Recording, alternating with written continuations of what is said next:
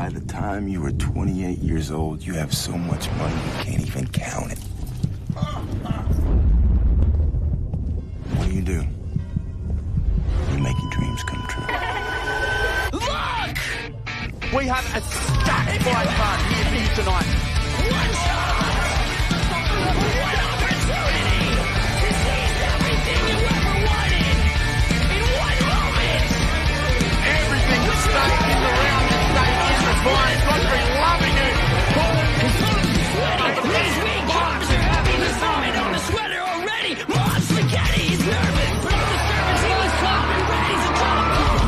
Puts it smiling and throws to the final session. So loud, he opens his mouth, but the words won't come out. He's choking how everybody's choking now. The clock's run out, it's got time to overburst now. He's going out, and he goes, he goes gravity, he goes gravity, so he don't have any won't give up, that is enough. He won't have any notes, he's all back to these ropes, he don't have any soul. He knows that, but he's broke, he's so stagnant, he knows that. And then the back. Back to the lab and get up this whole rhapsody. Better go back to this moment and love it all back. Huge shot. The Cardenas not defending himself. Explodes the drop. You better lose yourself and the cows take the moment show. Yeah, you better never let it go. You only get one shot and I miss a chance to blow. This opportunity comes true.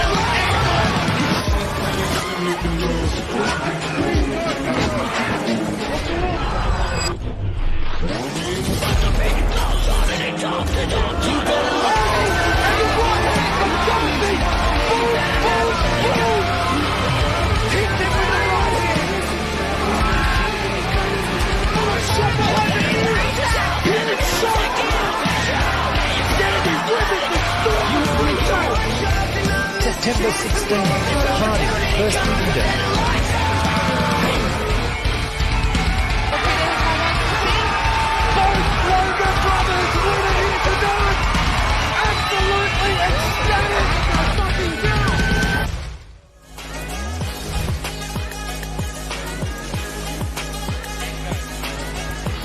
Good evening, ladies and gentlemen, and welcome. It's Beatdown Promotions 12. We're back here live at the Eatons Hill Hotel. This time, it's flyweight title time for the ladies as Fane Mosquito takes on Lisa Kiriakou. I'm Jake Anderson, joined by Jaden Binney.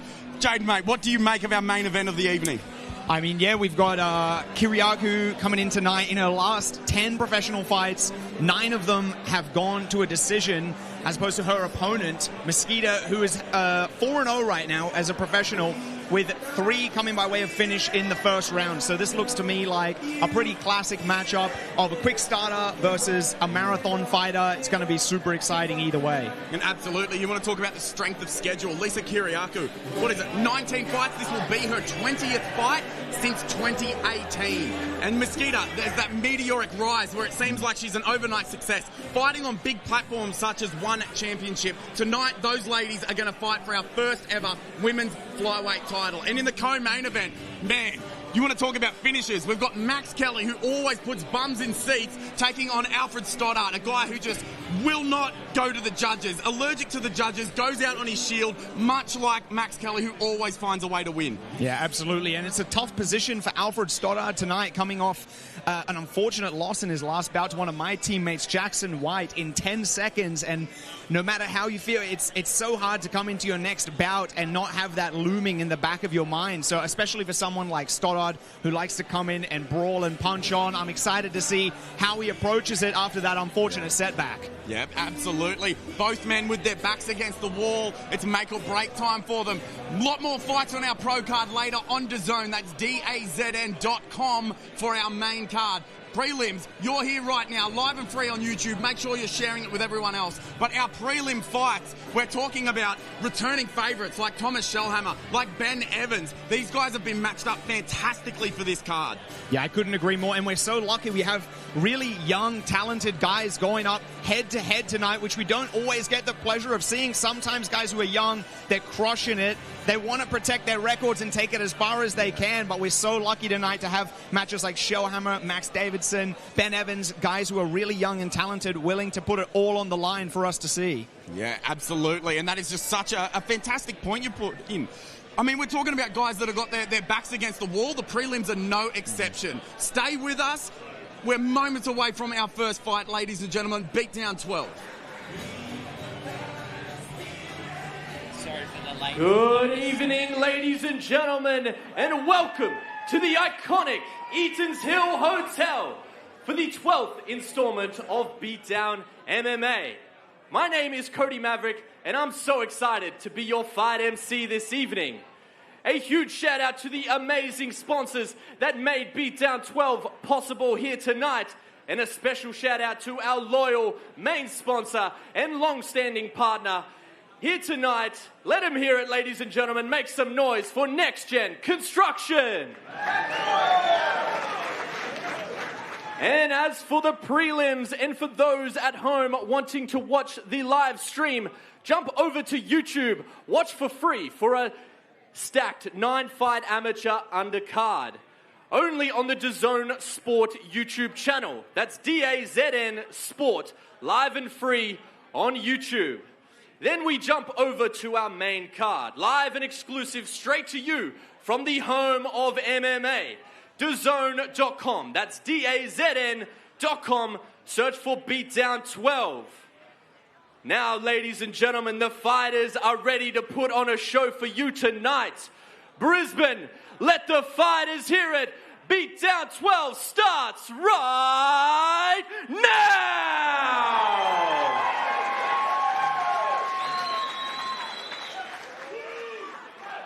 Our first opening bout will be contested in the Bantamweight division. Proudly brought to you by Confidential Tax and Business Services. Introducing to you first, fighting out of the blue corner, Ben Holay.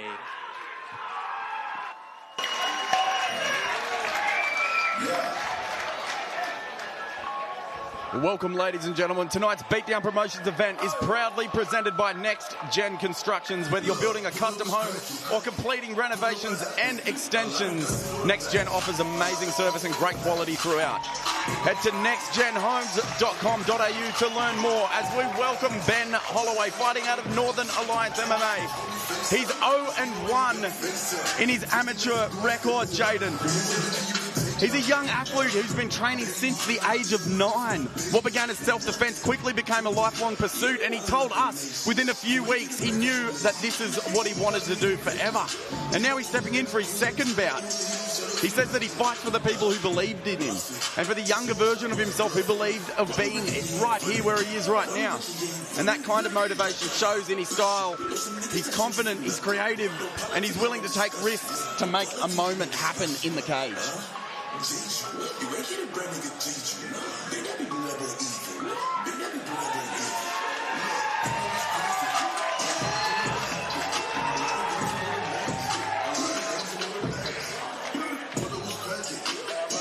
And now his opponent fighting out of the red corner, Jack Wise.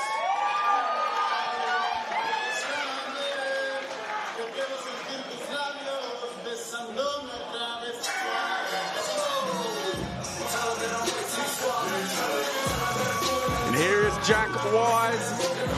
The same amount of experience, one fight, except we flipped the script on Ben Holay. It's 1-0 for the Fight Center product. Where Holay brings energy and flair, Wise brings quiet focus. He's patient, he's composed, and he's deliberate in how he approaches every fight. He's not looking for chaos, he's looking for control. And he's shown that he can stay calm under pressure, using his fundamentals he's learned at the Fight Center and timing everything to turn an opponent's momentum against them. He knows that Holloway's got power and presence, but he's ready to meet that energy with poise and precision.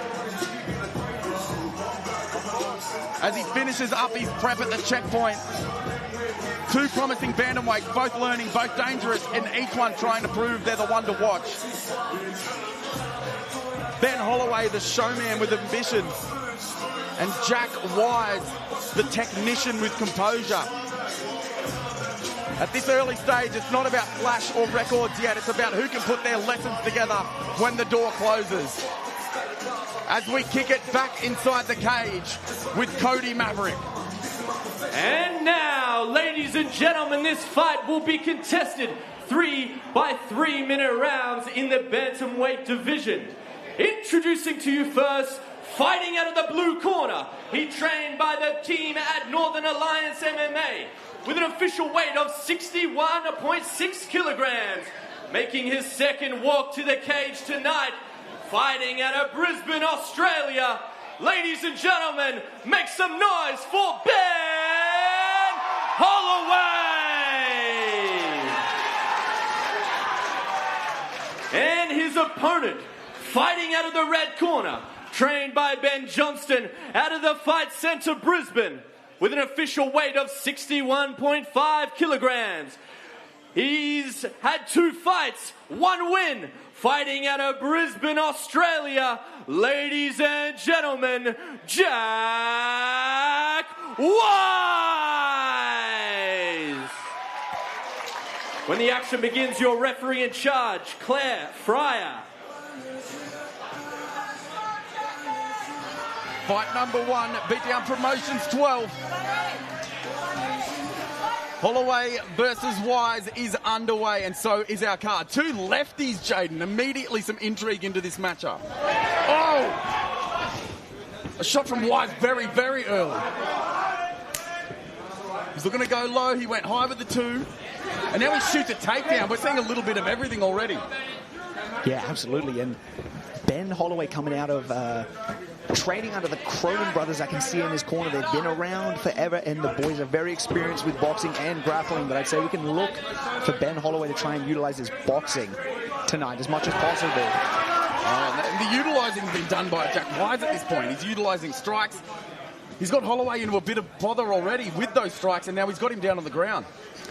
Yeah, it's unfortunate when you're coming in, and especially when you're expecting to box. It can be annoying when you come out throwing some punches and a guy level changes and gets under your punches immediately. Yeah, unpredictable, to say the least, from Jack Wise in the opening stanza. Looking to get a head start very, very early with Jack Wise, and he's done exactly that. Turtle position. If you're Holloway, what's the move? Just stand up. if only it was that easy. There is a bit of that pressure from Wise on the hips, but you can see that there is availability for him to get up. He does exactly that, and he gets punished for it by getting taken back down. Yeah, absolutely. The young men coming out of TFC are really just looking like so sophisticated. He punches in the strangle immediately, and it is under the chin. Whoa! Jack Wise in the driver's seat the entire time. He did not let Holloway breathe, figuratively and literally. Got that choke in after a flurry of strikes, some level changes, takedown, and he really, really did just shut him out. Yeah, amazing work by Jack Wise to keep returning Holloway down to the mat, saw the opportunity for the finish and took it, got it done in no time. As we go to our next-gen construction replay, here's that leg trip, and just, it's beautiful. That was right at the moment where you're saying how educated these young men are from TFC, and ladies, mind you. And look at that, he gets it barely under the chin. It looked like he crushed a lot of the jaw with it. The result remains the same. Incredible showing from Jack Wise. An extension on the record. 2 wins, no losses. Most definitely one to watch in the Bantamweight division, Jaden. All right, fellas, come to center. Well, Cody Maverick back in the cage already as we kick it to him for our official decision. Ladies and gentlemen, with 1 minute and 36 seconds into round number 1, your winner by rear naked choke, Jack Wise!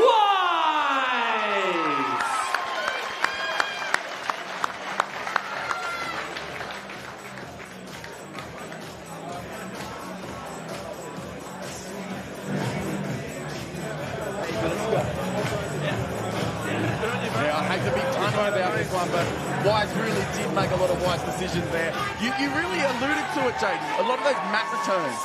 when Holloway was trying to stand, he wasn't lifting him up, he wasn't exerting himself, he was just breaking him back down, and eventually it led to him breaking his will as well.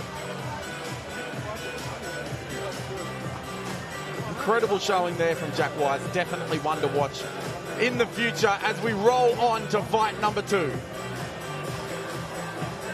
All right, ladies and gentlemen, moving on to our second fight of the evening. Introducing to you first, fighting out of the blue corner, Reese Krishnasamy.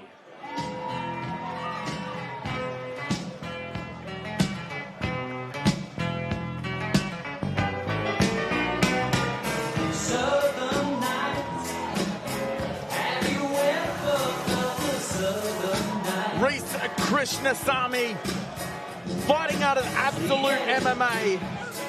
1-1 is his record, and he's looking to get another win in the winners column.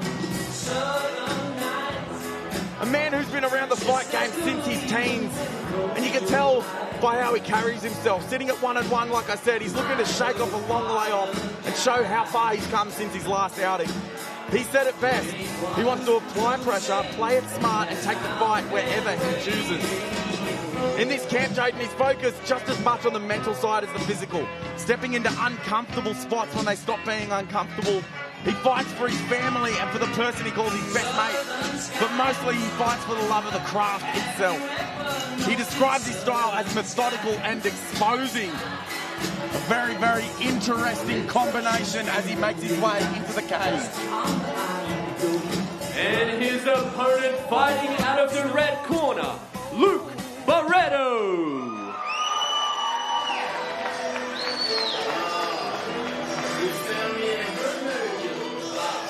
Luke Barado fighting out of Base Training Centre under none other than Demirel Brown.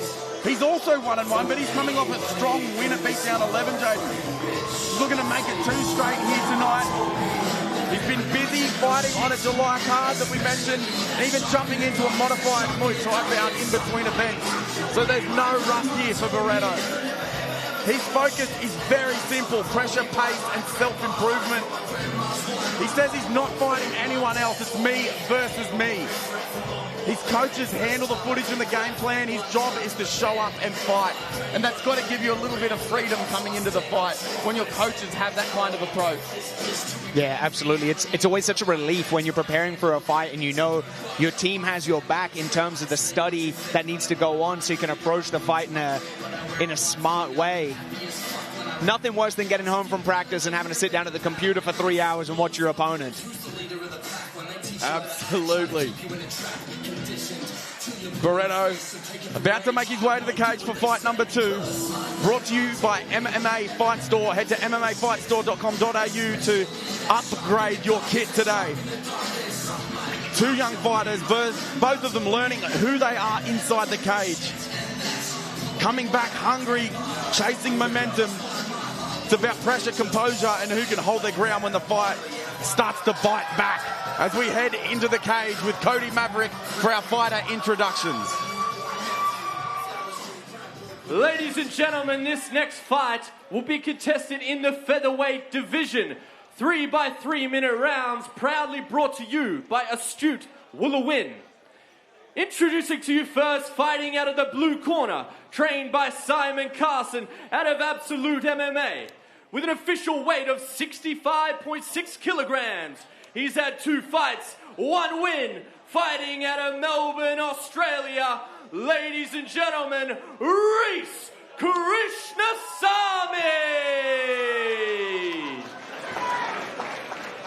And standing across the cage, his opponent fighting out of the red corner, trained by Demirel Brown at a base training center. Official weight, 66 kilograms even. He's had 2 fights, 1 win, fighting out of Brisbane, Australia. Ladies and gentlemen, Luke Barado! When the action begins, your referee in charge, Ian Bone. Fight number 2, ladies and gentlemen, brought to you by Astute Woolawin. Astute Woolawin is recommended by Beatdown promotion staff for all things finance, loans and wealth management. For all things finance, give Simon a call at 0405 751 173. Fight number 2, Barado in the red, Krishna Samy in the blue. Both men, unfortunately, in black shorts, which makes our life a little bit harder, and for those of you watching at home. Very measured from both. Barado immediately punishing the leg kick.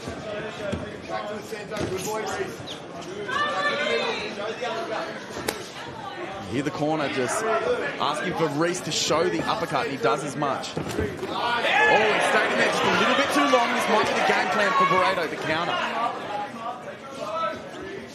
Time will tell. Reese on the jab. Looks a lot more measured, Jaden, after he ate one and stayed in there too long posing.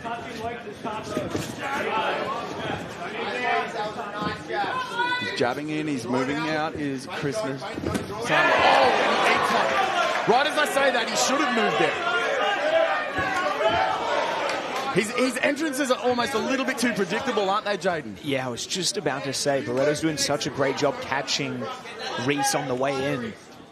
And part of the reason Barado's catching him is he's not loading up. He's just firing that shot out there, and a lot of what's making it so devastating is that Krishna Samy coming in. Yeah, absolutely. Even a mild shot can feel absolutely thunderous when you walk onto it and you have that car crashing effect of you coming forward into the shot. Chin down, Luke, chin down. Go now, take space. Throw the 2 and go under. Yeah, it really does seem like it's an in and out game for Krishna Samy, and Barado's just confident in sitting back, not biting too hard on anything. The in and out game is very good when a guy tries to load up and get him, and you can sort of manipulate him, but Barado is just not being manipulated. Yeah, well played by Barado. He missed a big shot before and literally was swinging for the fences, and then came straight back to his stance, a little more disciplined. I'm sure he's looking to land that right hand again, just like he did before catching Krishna Samy on the way in. And it is fun. You talk about the dimensions of the sport. There's obviously boxing and the clinch and the ground game and kicks and everything involved. And these boys are like, well, let's just box. Which usually gets very fun with these small gloves. Oh, yeah. Krishna Samy really looking for that right hand. And like you said, Jake, when both guys decide they're just going to box in 4-ounce gloves, there's really no covering up. It's extremely difficult. So it just comes down to a game of moving your head and swinging. Krishna Samy, he's doing good changing levels, but there's nothing behind them. So Barado he doesn't even have to believe that there's a takedown there. Oh, Krishna Samy picking up a little bit on the timing there. Barado coming out a little strong. It looked like Krishna Samy maybe took the latter part of that round. Yeah, I agree. It definitely looks like the last little bit of that round gave him some confidence back. Yeah, as we go to our next-gen construction replay, we're seeing Barado. He started by sitting back. Krishna Samy realised that he was getting a little bit over-eager, and we can see even how he got a little bit square there, but he did manage to tighten it up. Let's see what happens in the second round.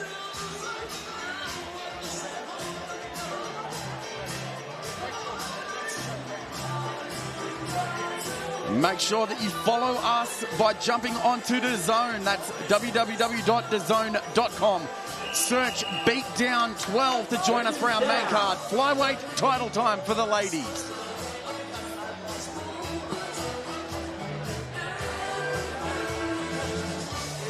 Both men showing damage to the left side of the face, which tells you that those are right hands.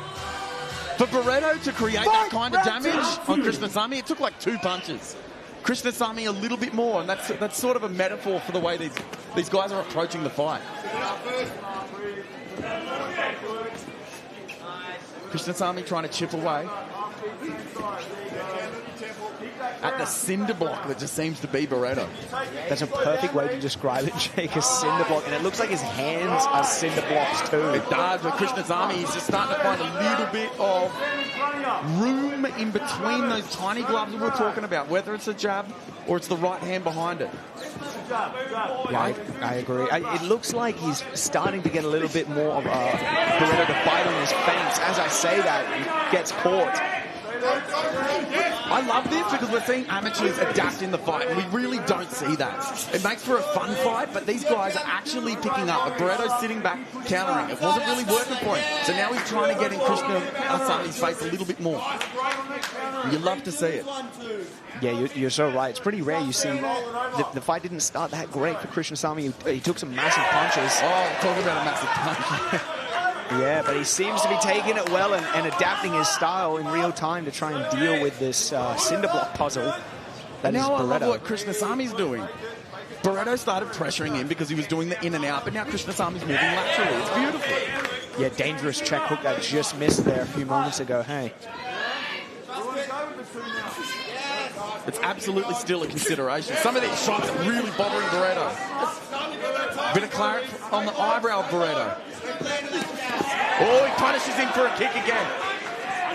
It's like there was rules like we talked about. No, mate, this is a boxing affair. Get that out of here. We're going to hold that center. Perfect. Back him up. Oh. Landed it sort of in the harder part of the skull, but most definitely points for Barado.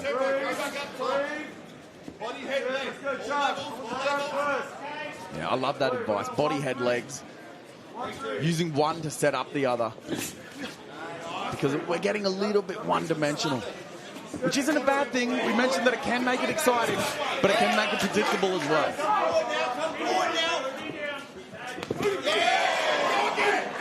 Krishna Samy's actually not that bad in the pocket. It's in that mid where he's not quite in, not quite out, but he's having a little bit of trouble.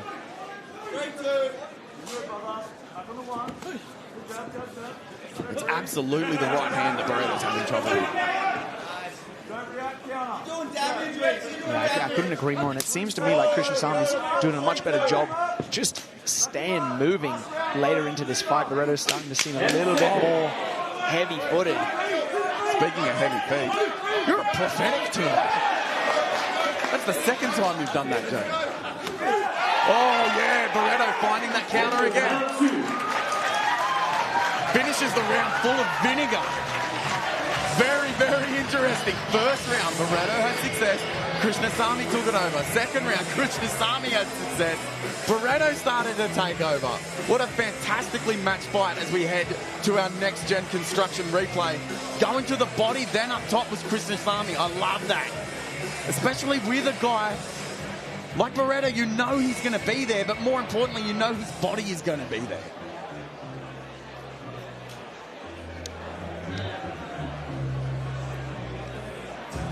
Make sure you sign up to DAZN to watch the main card. Join us at www.dazn.com. That's DAZN.com to watch the main card of Beatdown Promotions tonight.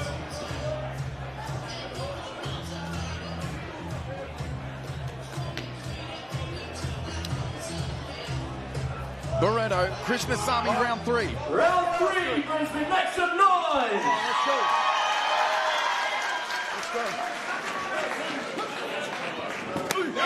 Oh, yeah. That was a 3-2 from Krishna Samy. You heard the corner calling for it. The boys are sort of entering what feels like the first type of grappling in any sense of the word. And they're jostling for position.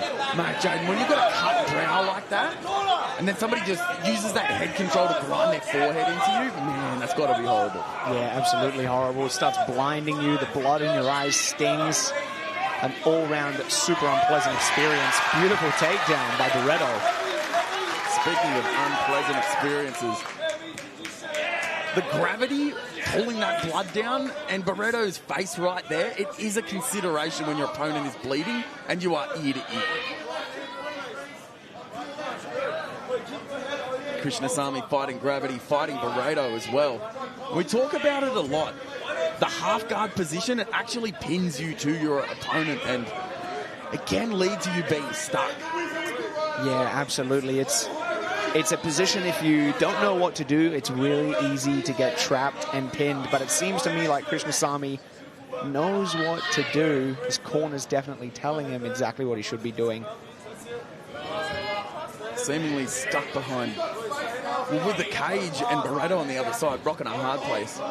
Yeah, you're so right, Jake. That's a massive consideration because standard fundamentals from the half guard is you want to move your bum out and start to escape like Krishna Samy's trying. But like you said, Jake, the cage is in the way. There's nothing worse than getting pinned between your opponent and half guard in the cage because there's no get up there. Yeah, and I'm thinking Barado knows that he can sit on that underhook. He's keeping his hips quite heavy until he just proved me to be a liar and lifted him up. But yeah, look at that head control from Barado. Regardless, Krishna Samy back to his feet.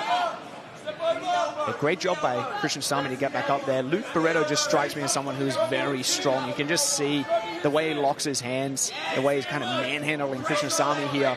He's definitely got a ton of isometric tension around the body of Krishna Samy here with that body lock. Yeah, and this was the story of his last outing, which was a win for him on Beatdown Promotions 11. Just the grind, getting in the face of his opponent and making them work for absolutely everything. If it worked for him then, it's most definitely going to work for him now, especially with a battered and somewhat tired Krishna Samy in this third round. Krishna Samy, though, jostling, hustling for position, manages to get dual underhooks. But is it going to be enough? And the boys end. After that first round, what, 1 minute 30 going into this one? This felt like a war. The boys embrace each other the first time we go to the judges' scorecard for the night. It was a good showing from both, and we spoke about it in the first fight. These boys proved it again, just making really good choices, JD. Yeah, absolutely. I think Barado did a great job in that last round. If he just mixed it up a little bit, that double leg he does right there, if he just mixed that up at the end with his leg hooking takedowns, I think he could have gotten way more takedowns like we saw here and put Krishna Samy back onto the mat. Yeah. Thank you to Next Gen Construction for the replay. Fight number 2 in the books. But first and foremost, we head to Cody Maverick in the cage for our official decision. Ladies and gentlemen, after 3 rounds of action, we go to the judges' scorecards for a decision. All 3 judges score this contest in favor of your winner by unanimous decision. In the red corner, Luke Barado.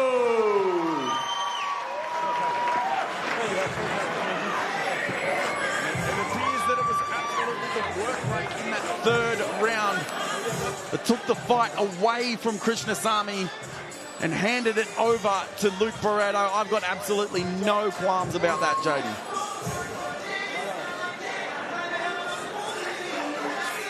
Base training centre, always out in force for these events. You can see them on their feet supporting Luke Barado.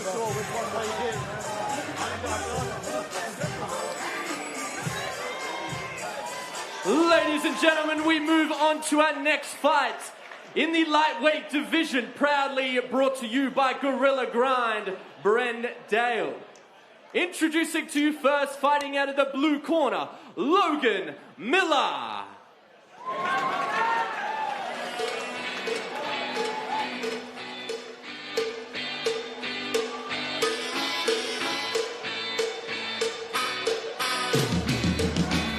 Tomorrow morning's hangover cures right here in Brendale. Head to Gorilla Grind Cafe for a delicious post-fight night feed. As Logan Miller makes his way to the cage, a fighter with experience and composure that belies his young career. He's faced some tough outings already, learning lessons each time, and he's honed his ability to adapt on the fly. Known for measured aggression and a sharp striking base, Miller has shown he can mix things up, pick his moments and finish when the opening is there. Tonight, he's looking to take control early and use his fight IQ to read his opponent and show that patience and precision can overcome raw power. This is a fighter determined to prove he belongs in the spotlight, Jake. And 1 and 2, how much does evening out that record really mean to a young fighter? Yeah, absolutely. I mean, when you're looking to go pro, especially soon, there's nothing worse than moving into the pro ranks with a negative record. It's gonna feel weird. So I'm sure the man wants to continue fighting and competing. So he's definitely going to be looking to even it out and get back into green.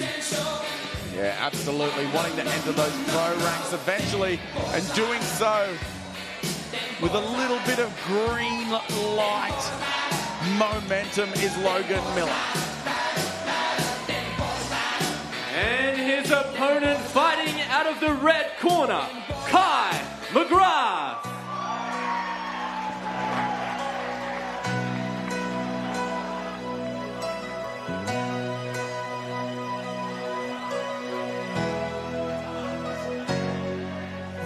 Across the cage from Logan Miller, Kai McGrath making his walk. An explosive young talent who made a statement in his last fight with a devastating KO. 20 seconds into round one. At only 21, McGrath combines a bit of speed, a bit of power, and absolutely that base training centre aggressive intent that keeps opponents on the back foot. He's still early in his career, but what he lacks in experience, he makes up for in finishing ability and a willingness to push the pace. And as he takes on Logan Miller, expect raw intensity and high-pressure striking. A young fighter looking to turn his momentum into a defining statement yet again. Make no mistake, this is a dangerous and unpredictable young fella. And in this matchup, a single shot could decide everything. He's got exactly what Logan Miller's looking for. He's got that 2-1, he's got that positive record as he enters the cage. And we kick it to Cody Maverick. Ladies and gentlemen, this fight will be in the lightweight division, contested over 3 3-minute rounds, proudly brought to you by Gorilla Grind Brendale. Introducing to you first, fighting out of the blue corner, trained by Ben Johnson out of the Fight Centre Brisbane. Official weight 71.7 kilograms. He's had 3 fights, 1 win. Fighting out of Gold Coast, Australia, ladies and gentlemen, Logan Miller. And his opponent, fighting out of the red corner, trained by Damian Brown at a base training centre. Official weight 70.5 kilograms. He's had 2 wins with 1 loss. Fighting out of Brisbane, Australia, ladies and gentlemen, make some noise for Kai McGrath. When the action begins, your referee in charge, Chris Hay. Fight number 3, Kai McGrath taking on Logan Miller. Man, Kai McGrath just nothing but smiles, Jaden. 1 point deduction for Logan Miller coming in overweight. We do have to mention exactly what happened just then. Logan Miller missing weight. In our amateur ranks, there is no purse, obviously, so there is a 1 point deduction. And Jaden, is Miller thinking that he really has to get after McGrath because he's already down on the cards? Yeah, absolutely. I mean, I've been in McGrath's position before where you're starting the fight up on the scorecards, and depending on your mentality, you might just end up, it could totally change how you approach the fight. You might think, I'm just going to coast, I'm just going to grapple, I'm just going to pin this dude and not push it too hard and take the easy win. Yeah, we're seeing a little bit of urgency already out of Miller, who is down on the scorecards. I'm not sure if grappling against the cage is the way to do it, because it's like he's already lost a round, but there could be some method to the madness. We know that Kai McGrath is very, very explosive, and this does nullify a lot of that. Yeah, I was just thinking that maybe, you never know, maybe Miller is happy to sack the first round and wear down Kai McGrath and then hopefully blitz him in the next 2 rounds where he hasn't been penalized. We'll see. Very, very interesting to see. McGrath now, deep underhook, turns it into a body lock. Oh, wow, Miller just used it to drag him to the ground. Oh, a claw. Old school wrestling move there. McGrath trying to desperation move, and he ends up in bottom mount. Yeah, Miller making us eat our words here, Jake. Just looking for a finish off the grapple straight away. Shocking twist of fate. Well, McGrath with the unorthodox escape. Miller all over him already. Yeah, interestingly, that escape, or Miller unloading here on Kai McGrath. It's looking like Miller's very, very comfortable switching his stances. That's the third time that he's caught McGrath. With a guy like that, you know he wants to strike, you know he wants to throw big power. You kind of know what he's going to do. He's going to step in. Miller knowing it, and he's knowing when to take it to the ground as well. Cracks him when he needs to, drags him down when he needs to.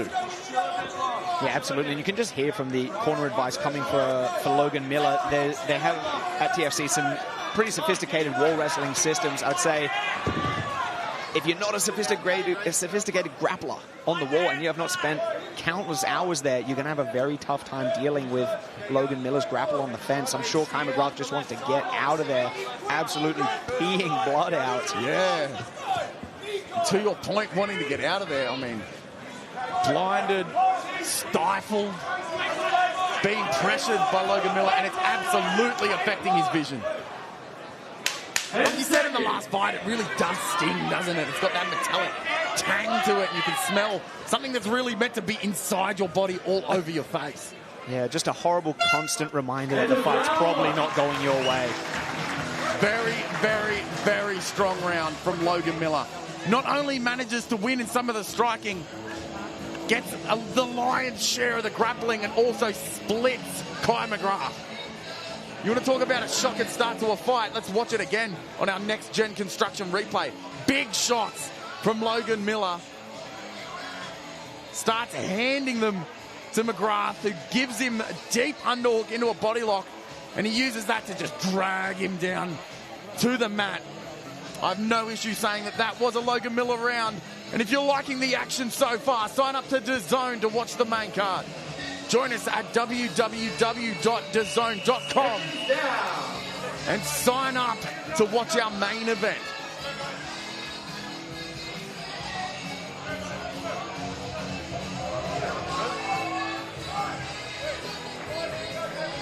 Alrighty. Both of you. Both of you, watch your heads. Round number two, fight number three. Round two. It's looking like the corner was able to staunch a lot of the bleeding on McGrath, who just wades in behind punches yet again. Oh, they're cracking each other. McGrath kind of looking away while he's throwing. He puts his head in almost precarious positions in those sequences when they're just launching punches at each other. Yeah, I couldn't agree more. Logan Miller did such a great job to catch Kai McGrath multiple times in that exchange, getting the inside position when the boys were just swinging there.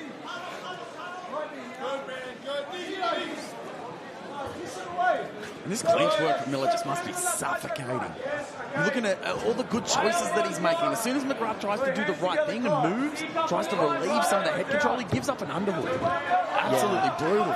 Yeah, absolutely. Such a nice, like you said, Jake, such a nice dilemma game by Logan Miller, smashing Kai McGrath with the knees, and as soon as he goes to defend the knees or think about the knees, he just gets put straight onto the canvas.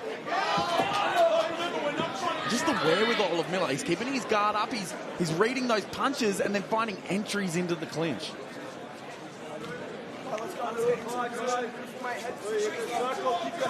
If he was doing this the whole fight, we'd be mad at him, but he's actually hurting Kai McGrath in these striking exchanges. Yeah, absolutely. And another great thing Logan Miller's doing is every single time Kai McGrath fights his way off the wall, he gets smacked on the way out. A little parting gift every time they come off the wall from Logan Miller. That cut absolutely bothering Kai McGrath. Watch the way that Miller's blocking. He really goes so hard. He puts those gloves up onto his forehead, so it really is forearm. You love to see it.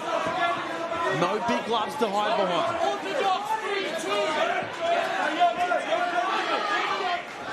Logan Miller, cheeky boy, shows that he can hear what his corner's saying. Right in the face. And it's McGrath now. Foot in the accelerator, changing gears. Miller in typical fashion, just turning the tide yet again. Yeah, there's so much nuance. It would look like that's great for Kai McGrath, right? But when you're losing a fight and you're getting tired and you finally get your moment like Kai McGrath has here, and Logan Miller, I believe, is probably just going to stand back up, it can be devastating to the psychology of the fight, because like, that's my chance and I just lost it. Yeah, it's almost like, what do I have to do? Logan Miller, even in losing, eroding the will of Kai McGrath, who really doesn't seem to be showing too much in that side of things. He looks like he's made for this. Oh, Miller imposing his will, imposing the grappling game right in front of us. Let's see if we can go. Oh, we've already done it. My notes here, my hand covered in blood. I was about to say, Jaden, let's see if we can go 12 for 12 at getting blood in the commentary booth. This might be a record. Third fight in. I've got blood on my hands, on my notes. We've got blood on the panel for our commentary gear. As we head to our next-gen construction replay, let's see if we can see where we got splattered.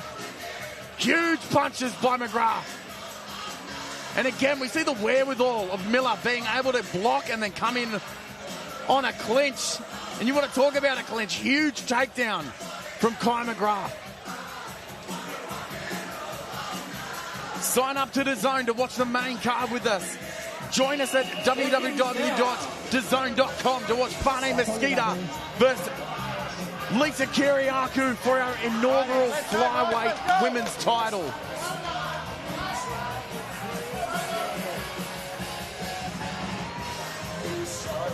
All right, round 3, you ready? You ready? Fight 3, round 3. Final round. Time out. Have another look at this. Doctor coming in to have a look at the eyebrow of Kai McGrath. It is a monstrous cut. Yeah, and it's only getting worse. Fighter safety is absolutely paramount. It did look like it was really bothering the vision of Kai McGrath. Which is, funnily enough, it's not the cut itself, it's the impact it's having on the fight that dictates the stoppage, isn't that right? Yeah, absolutely. Ready? And I'm not going to lie, I'm a little surprised that this bout is continuing with a kick like It's that. really bad. It's really bad. Not the cut, the effect that it's having. Yeah, absolutely. You're absolutely right, Jake. And I'd say Logan Miller would be an idiot to not target. I'm sure he is going to. That's a no-brainer. He's going to be looking at it straight away, trying to chip away at that cut. Rabbit punches underneath, looking to just work away at that. Another big takedown from Logan Miller, who really is just starting to tear open this fight, much like he's torn open the forehead of Kai McGrath. So much pressure, just getting pushed into the upper portion of the torso of McGrath, who relents, and Miller finds himself in mount. Oh, dominant position, and look, McGrath going for that unorthodox escape that worked for him in the first, and it's deja vu. Yeah, it works again. Speaking of again, Miller dragging him back down. Huge punches from Miller, making McGrath just work in every stanza of the fight. Big knee onto that damaged side. McGrath down again.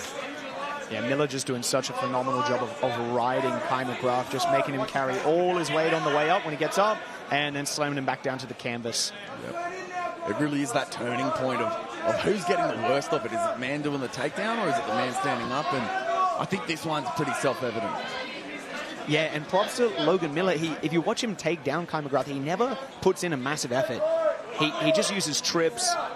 Mainly, he doesn't really lift and return, and you can see Logan Miller doesn't even look that tired.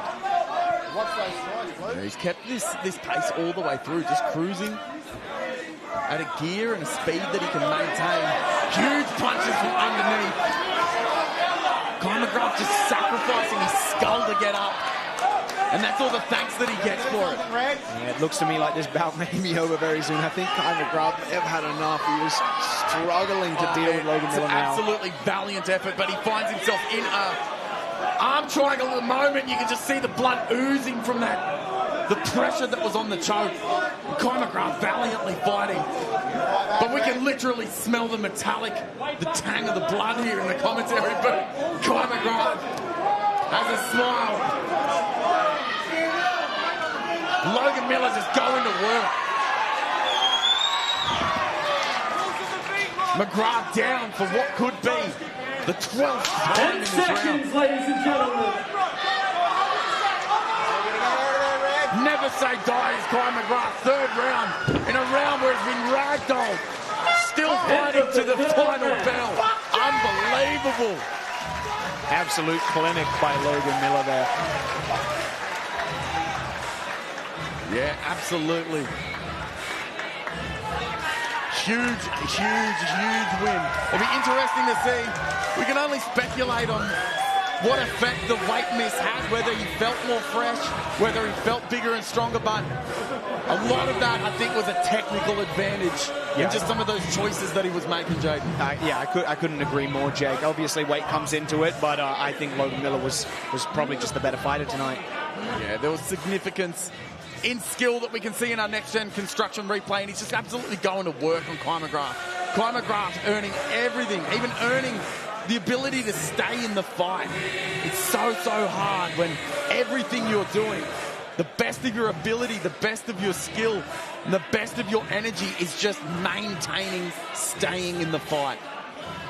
And that is absolutely a compliment to Logan Miller in this fight. As we head into the cage with Cody Maverick for our official decision. Both fighters center ring. Brisbane, make some noise for that 3-round war. After 3 rounds of action, all 3 judges score this contest 29-26 in favor of your winner by unanimous decision. In the blue corner, Logan Miller! Yeah, absolutely no surprises there, Jaden. It was very difficult when you have that sort of disparity, especially when Kai McGrath was doing everything within his power that he could have done. Yeah, absolutely. Coach of Logan Miller, Ben Johnson, saying he was upset Kai McGrath stole his walkout song. So I'm sure Logan Miller made his coach extremely proud with that vicious victory. Yeah, absolutely. Probably put a little bit of gas in the tank, fueling that effort. Eaton's Hill Hotel, the home of Beatdown Promotions, as Fane Mosquito takes on Lisa Kiriakou. Head to DAZN, DAZN.com. Search Beatdown Promotions 12 tonight for our main event for the flyweight title. Ladies and gentlemen, moving on to our next bout in the Bantamweight division, proudly brought to you by Confidential Tax and Business Services. Introducing to you first, fighting out of the blue corner, Augusto Bernard.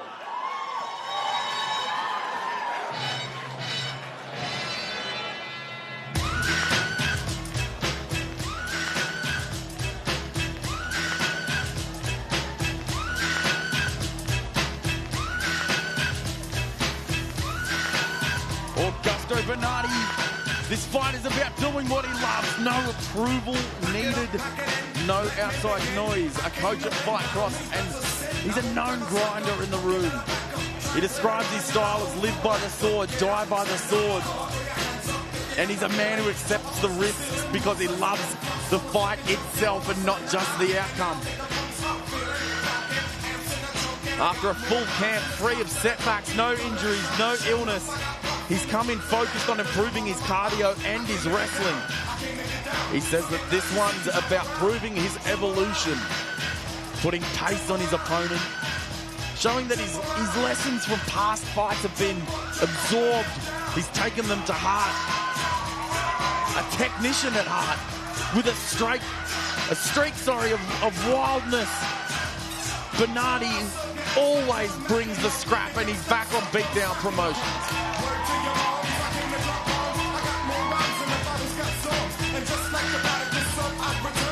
And his opponent fighting out of the red corner, Batu Demirel. Back on the news, so you wanna do it like what's that Cardi? If he does that, I'm chipping up, stabbing up Mark, I'm leaving him rough. Batu Demirel at just 21 years old and already gaining a name across the amateur bantamweight ranks. Fighting out of MMA FFT. He's fast, he's unpredictable, and he thrives in the chaos. He says, I see the fight going by finishing Bernardi in the second round by KO. And he told us, I enjoy the hardship, pressure is a privilege. You can fake a lot of things in life, but not in the cage. That's where the real you shows up. He plans to finish this one inside 2 rounds and wants the fans to remember his name. He says, get a load of this, Jaden. If anyone watching me for the first time, just remember the last name and that Turks do it best. It's Bernardi's control versus Demirel's chaos. Experience against fire. If you do one thing tonight, ladies and gentlemen, remember the name Demirel.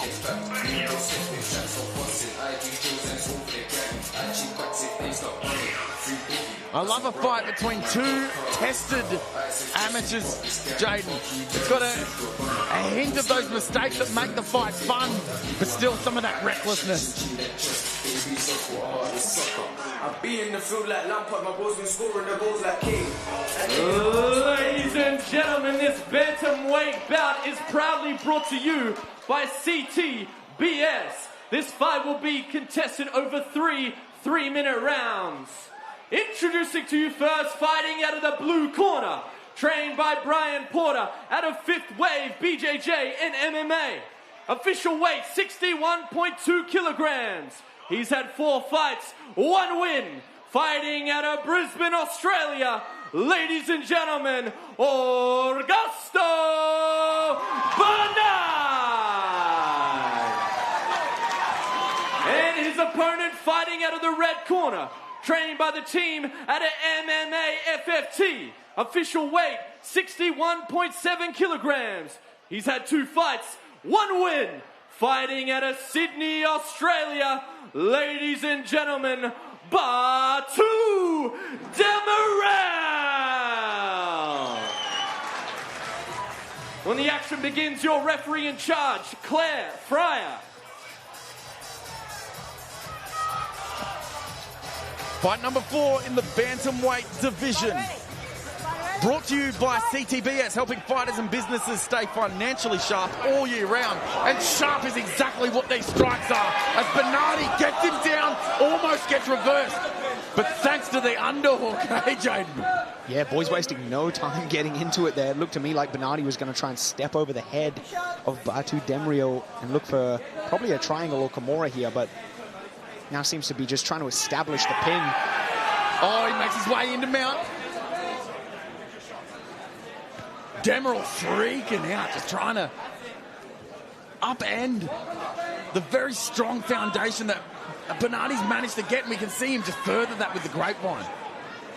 Yeah, great work by Bernardi to kind of just chill out and consolidate the position here rather than trying to immediately attack a submission. Obviously, it's not wrong, but it's definitely a more safe, conservative play to consolidate the victory, to just keep that pin, not worry about the submission, instead use your arms to pin the guy and punish him, which Bernardi is doing right now. Absolutely. The onus on Demirel to escape from this position. Bernardi just riding him, throwing as many punches as he can fathom. Gentleman in the crowd behind me asking, just end him. If only. Bernardi doing his absolute best. Support from the crowd for Demirel. It's hard because he's doing the right thing with his hips, but doing the wrong thing with his torso at this point in time. It's almost like he needs to choose one. Are you nullifying the strikes or are we moving? Yeah, that's so true. That's such a good way to put it. The dilemma game in mount is so much harder to deal with in MMA because you want to use your arms to escape. The second you do, your face starts getting hammered by the guy on top. Hammered's the word. Demirel finding himself the anvil. Bernardi at this point in time, the hammer.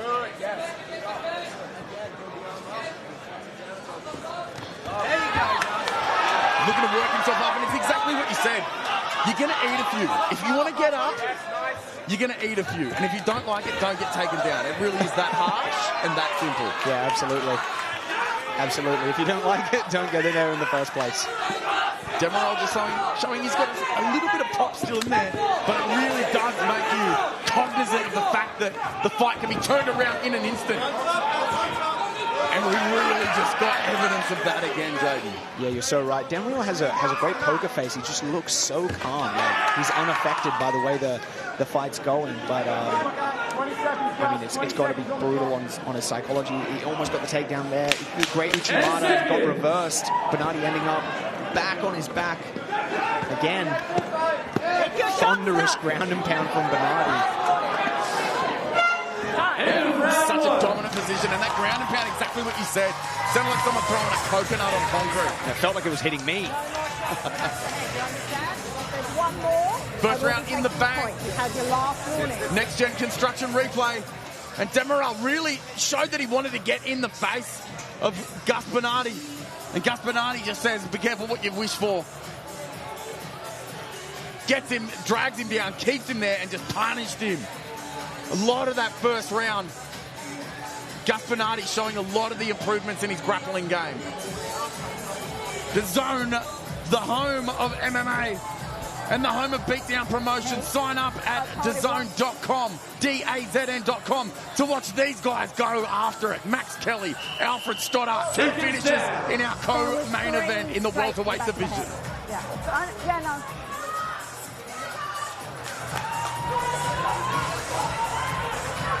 There's that stoicness of Demirel that you were alluding to, Jake. Round 2. It's going to take a little bit more than that, though, in this second round.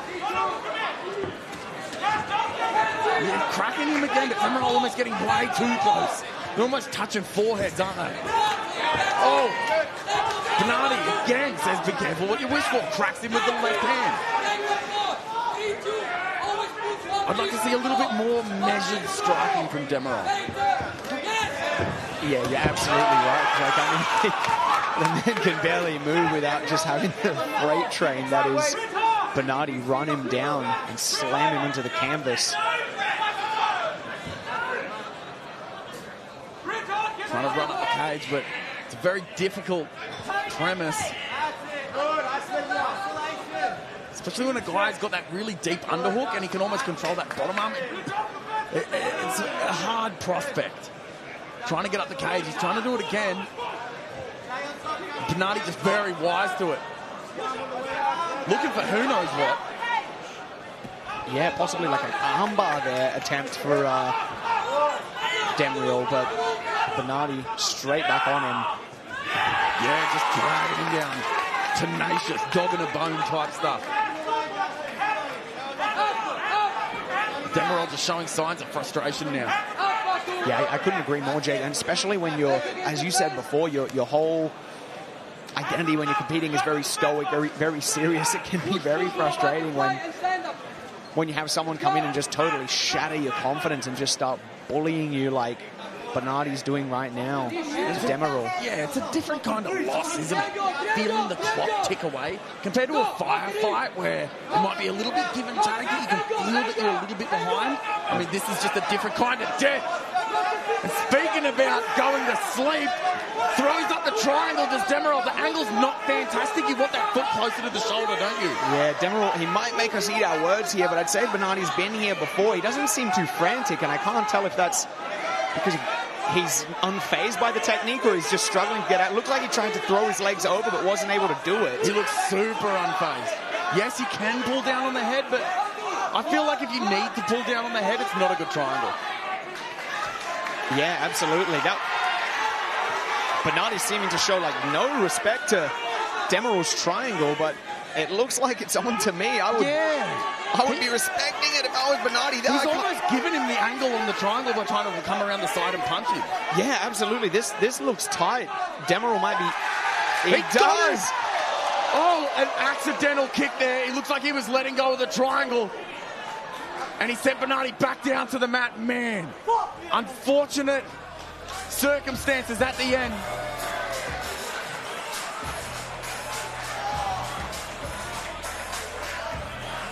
The crowd was not having it, and it just goes to show the type of sportsmanship that we expect at these kinds of events. But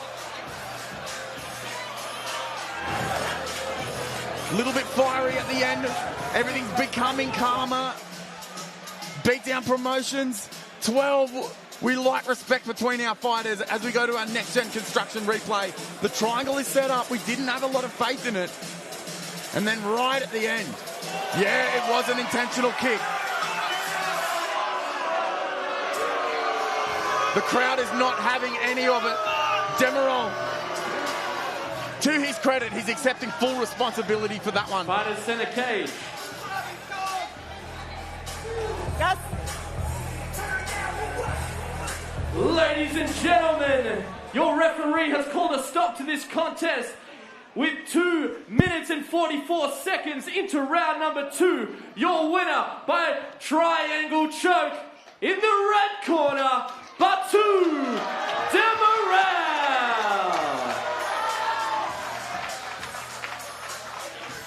Demirel, we could hear him just then apologising. Respect, such a main facet of the sport, isn't it, Jaden? Yeah. I mean, I'm still just in shock. That was such a weird way for the fight to finish. Props to Demirel for making us eat our words. Hey, he stayed in there. He was getting beat up and whipped out the triangle. I just don't understand why Bernardi didn't show it more respect. It seems like the classic mistake was showing no respect for his opponent, and he paid for it.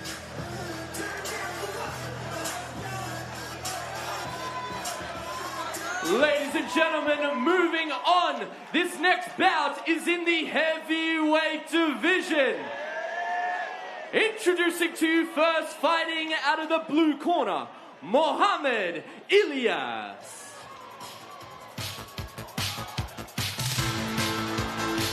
Oh, hell yeah. Mohamed Ilas coming out of the montage. And he's doing so on 5 days' notice. What are you made out of to take a fight on 5 days' notice? Mohamed Ilas, a true testament to readiness and courage. Already has one fight on his record, a first-round TKO, where he ended the thing with an impressive flurry of punches. This is a young heavyweight who isn't afraid to put it all on the line, and even with limited prep time, he's here to make a statement. Looking to show he belongs at this level, bringing a level of intensity and heart to every exchange. You can see Callan, the rockstar Potter in his corner. He's in very, very good hands, and you'd want to be taking a fight on 5 days' notice.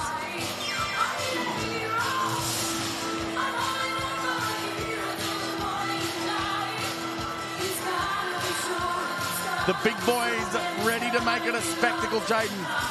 Taking a fight on 5 days' notice, you've got to be confident. Got to be confident, or you use that as your excuse if it goes bad. I thought you were going to say crazy, but your answer was even better than that. You got to be confident, possibly crazy, and you can also say, yeah, but I took it on 5 days. Some people thrive off that, hey, Jay. Some people, it takes the pressure off, and they fight better. Yeah. And now, introducing his opponent, fighting out of the red corner, Barado Scott.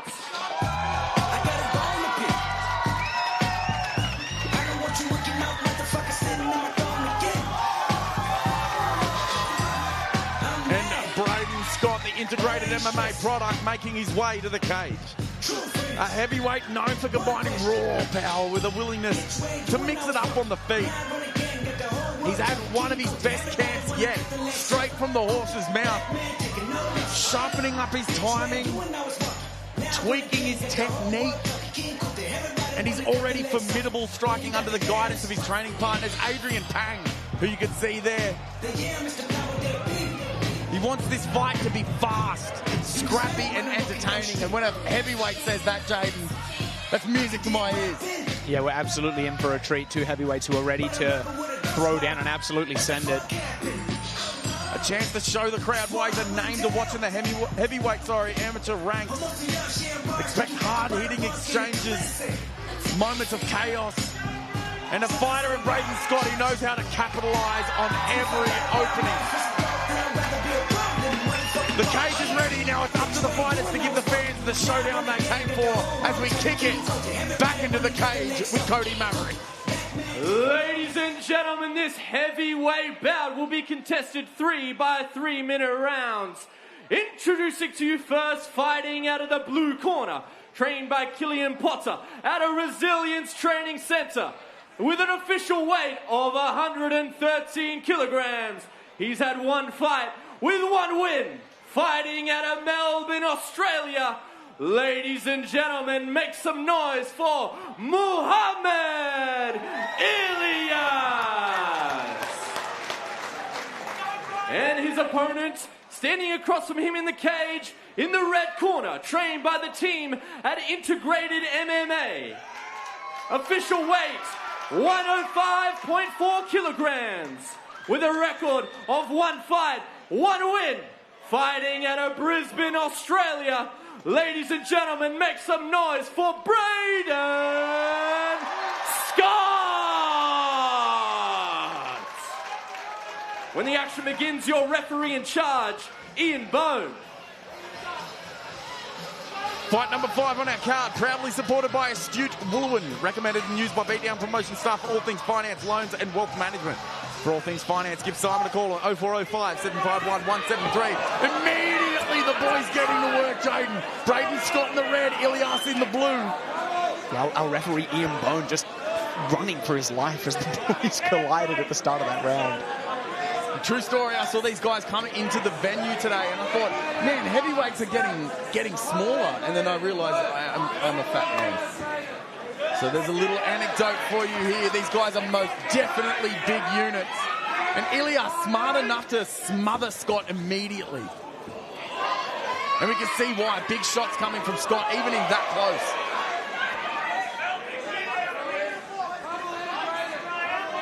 Ilas choosing to grapple, he's got that advantage, which you usually don't say about the smaller man. He can get under the chin of Braden Scott and lift him up. Yeah, interesting that Ilas seemed to prefer controlling the center of the cage. Both men seem to prefer controlling the center of the cage, waiting for that control and then unloading.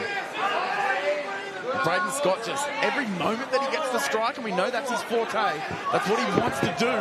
Just using every single moment to do it. Oh, that whizzer was the only thing stopping him from being in a terrible position. And exactly where Ilas wants to be. I love that. Going to the body. Big shot cracks him. Braden Scott is not good. That could be a fractured orbital. You do not act like that unless something is severely wrong. Braden Scott down. Takes a knee. That was a bad shot, and it was because of the angle where he turned away. Not only did he not see the shot coming, Jaden, it really did hit him on that side of the face where the bones are just so brittle. That was a very, very bad shot. Yeah, you're so right, Jake. It's the shots you don't see that do the most damage. Next-gen construction replay allowing us to see what exactly happened. Boom, big one in the nose and caught some of the eye as well. That's most definitely damage. And these boys are heavyweights. It's got to be considerable. Yeah, and like you said, Jake, you know it's a bad one. Sometimes you can't help it. You reach up and grab that injury. It might look like Scott kind of wanted out of there. Sometimes that reaction is involuntary. You can't help it, especially like you said with a possible fractured orbital there or worse.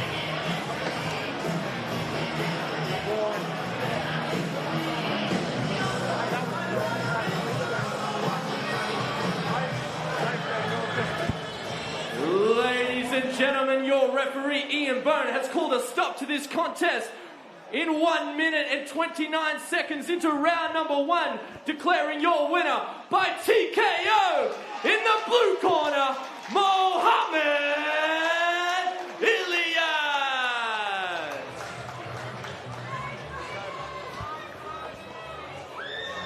second fight of the night to not get out of the opening sentences of the first round. Really big punch from Ilas, and something I didn't expect. It looked like he wanted to come out and grapple. It looked like Braden Scott was the one to strike. And the tables have turned.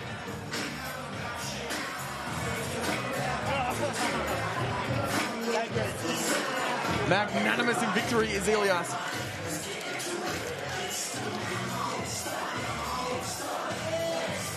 As the heavyweights vacate the cage. Ladies and gentlemen, we move on into the welterweight division. Proudly brought to you by Astute Woolawin. Introducing to you first, fighting out of the blue corner, Declan Mason.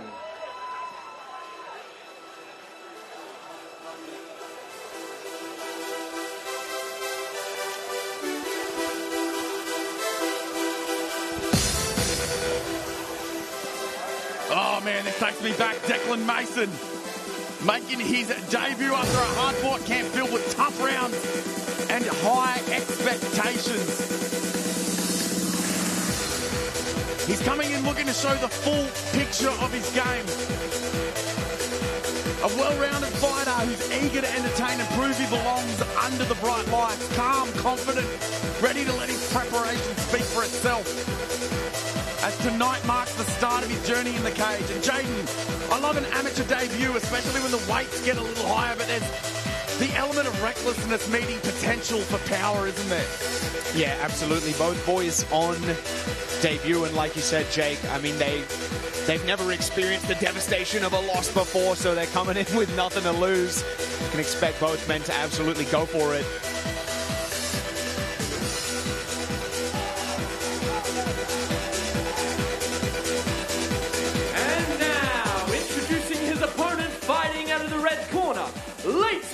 Lepetit.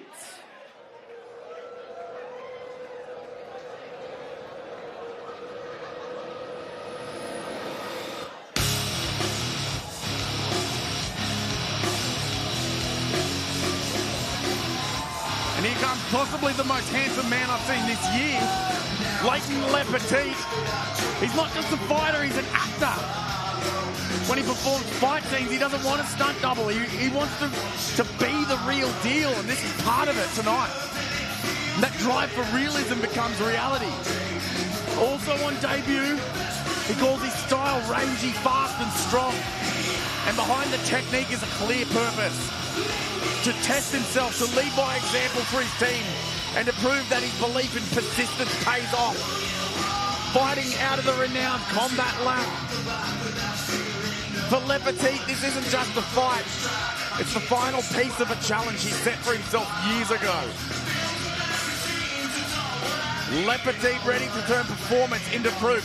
And Jaden, there's nothing quite like getting the real thing happening compared to acting. What can he expect in there tonight? Yeah, like you said, I mean, Lepetit and Toby Sang potentially competing tonight for most handsome jacked MMA fighter on Beatdown 12. They're both big boys.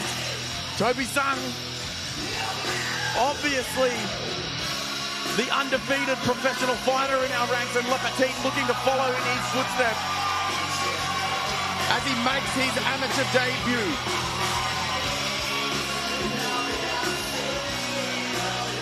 Ladies and gentlemen, this welterweight bout is proudly brought to you by Astute Woolawin, and will be contested 3 by 3-minute rounds. Introducing to you first, fighting out of the blue corner, trained by the team at Power Core MMA. Official weight 75 kilograms. He's making his debut in the cage tonight. Fighting out of Sydney, Australia. Make some noise for Declan Mason! And his opponent, fighting in the red corner, trained by the team at Combat Lab. Official weight 77 kilograms. Also making his debut in the cage tonight. Fighting out of Sunshine Coast, Australia. Ladies and gentlemen, Leighton Lepetit! the action begins, your referee in charge, Chris Hay.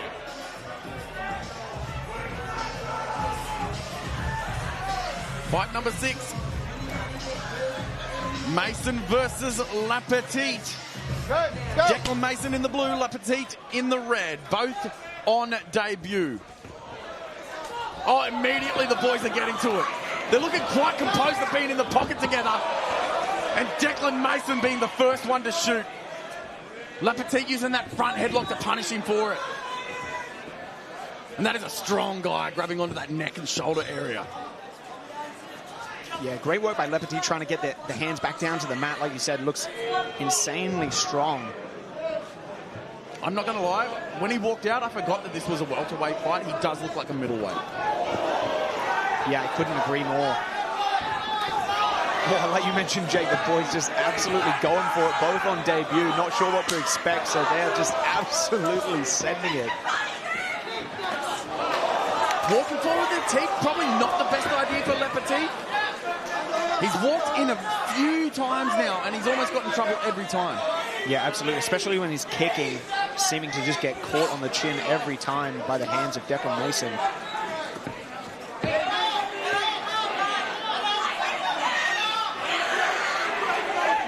Love that. Going to the midsection, breaking the posture, and this is really zapping the gas tank of Declan Mason, isn't it?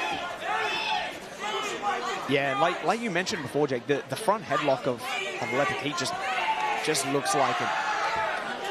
Just impossible to get out. Just so tight and locked on. Yeah, we're talking like he was in that thing for at least a minute. Breaking the posture down, burning out all those muscles, just to maintain staying upright. Not even trying to get out of it. It just cooks him. Oh, big right hand from Declan Mason. He has wanted to land that thing since before the fight began, by the look of it. And it might be a little bit of a bias, but when you get a dude who's chiseled, who's jacked, and he looks that good, you do just kind of want to smack him in the face. And it looks exactly like that's what Declan Mason's wanted to make of this one. Yeah, I couldn't agree more. There's always a moment when you see a guy come out like that, you wonder, does the skill match the physique? Everyone's thinking it. I think it absolutely has up until this point, especially for a guy making his debut. Lepetit making more than a good account of himself. Yeah, definitely Lepetit seems to be the more dominant grappler and clearly the stronger fighter, but the shots of Declan Mason have absolutely done some damage, and they can zap your energy just like getting taken down does. That was beautiful. It looked almost effortless. Had Mason reacted to so much to the double, to having the leg, sorry, the single, to the pressure, that he left that leg so light that he was able to just sweep it out. End of round 1. Round 1 in the books. How's this for a debut, ladies and gentlemen? Very, very, very good position for Lepetit at the end of round 1. Declan Mason looking frustrated. Next gen construction replay. Declan Mason landing hands. Lepetit sending him straight back. And changing his stance is Lepetit. I'm not sure if it's a choice or he just doesn't care. See again, Lepetit just getting him way too close. For a man of his stature, he could be landing those shots from outside. Yeah, you're so right, Jake. And also leaving his head just straight on the center line while he kicks, which is a bit of a risky gambit, especially against a dude like Declan Mason, who's just throwing absolute bombs. Seconds down. Sign up to DAZN to watch the main card with us. Join at www.dazn.com. DAZN.com. Our main event coming up after our prelims very shortly.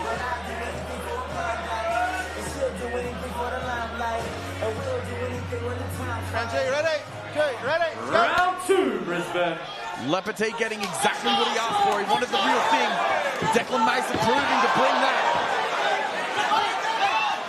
I do like, however, that Lepetit is using the clinch defensively as well. Mason absolutely on the front foot, hits him with a lead hook.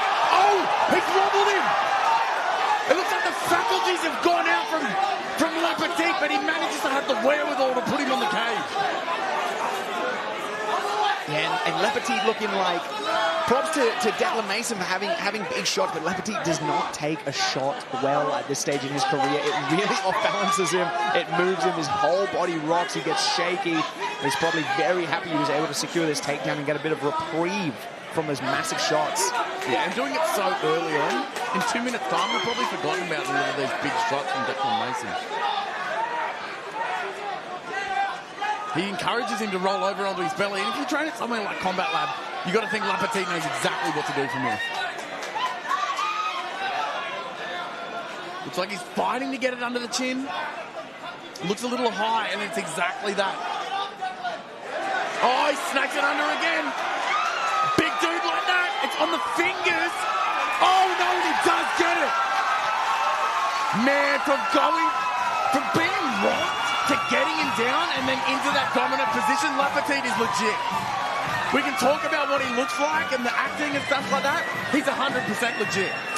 Yeah, I mean, props to Lepetit. He backed up the Adonis physique with a very impressive debut performance. Yeah, 100%, man. And he's proven that not only is he worthy of being in here, he's a finisher. Huge. He got well and truly tested by Declan Mason. Mason was in his face the whole time.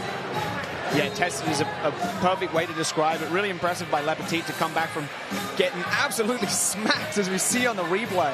Yeah. Next Gen Construction's just giving us our money's worth. You can see it there. Big shots. Snakes the choke under the chin for a second time. Ladies and gentlemen, how's that for a debut? Let him hear it. Your referee, Chris Hayes, stopped this in round 2, minute 20 by rear naked choke for your winner in the red corner, Lepetit.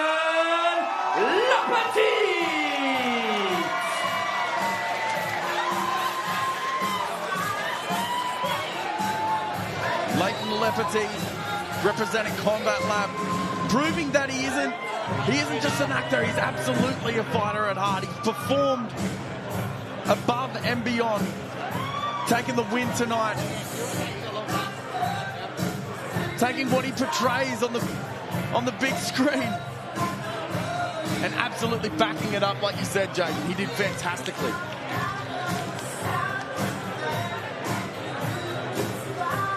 Ladies and gentlemen, moving on into the welterweight division. This fight is proudly brought to you by Gorilla Grind Brent Dale. Introducing to you first, fighting out of the blue corner, Michael Bazi.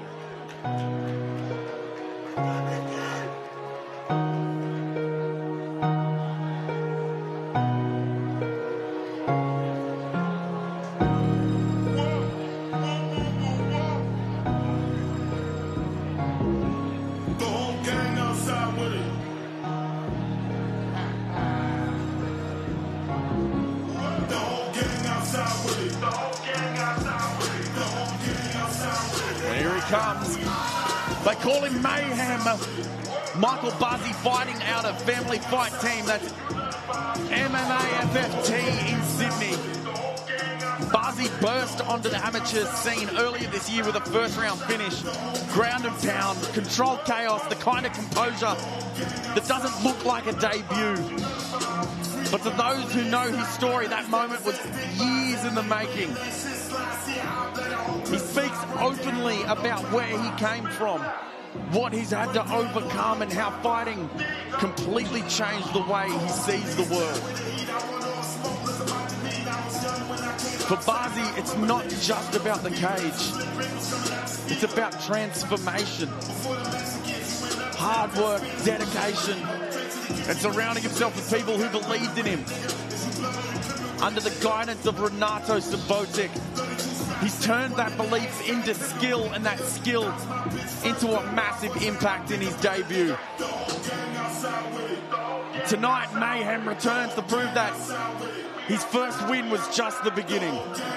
That the man who already feels like he's won at life is now ready to start stacking victories in the cage.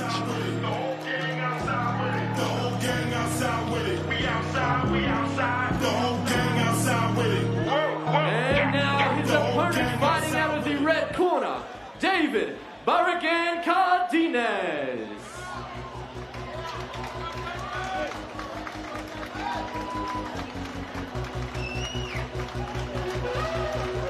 You spoke a word, life began. Representing integrated MMA under Adrian Tang. And making his debut here tonight, Cardenas walks into the cage surrounded by quality. And that counts for a lot. Integrated is one of the most respected gyms in the country, and tonight, 3 of their own step into the spotlight. Pro standout Toby Sang, fellow debutant Braden Scott we saw earlier, now Cardenas himself. When you train with that kind of company, JD, you don't walk in underprepared, you walk in forged. What does that feel like? Not just yourself, but several other stablemates getting ready for the same fight night. Yeah, I mean, Integrated is definitely one of those gyms. They're just not going to put a guy in a fight show unless he's absolutely prepared and really well versed. Even for a man on debut, I'm sure we can expect Cardenas to put on an awesome show. Every fighter remembers their debut, and Cardenas gets to do it with his teammates alongside him. The energy of this team behind him, and a chance to make a statement of his own. As both men enter the cage, and we hand it over to Cody Maverick to set the stage. Ladies and gentlemen, this fight will be contested in the welterweight division. 3 by 3 minute rounds, proudly brought to you by Gorilla Grind Brentdale. Introducing to you first, fighting out of the blue corner, trained by the team at MMA FFT. Official weight 77.6 kilograms. He's had 1 fight with 1 win. Fighting out of Sydney, Australia, ladies and gentlemen, Michael Mayhem Bazi! And his opponent in the red corner, trained by the team out of Integrated MMA. Official weight 77.4 kilograms. He's making his debut in the Beatdown cage tonight. Fighting out of Brisbane, Australia. Make some noise for David Barado Cardenas.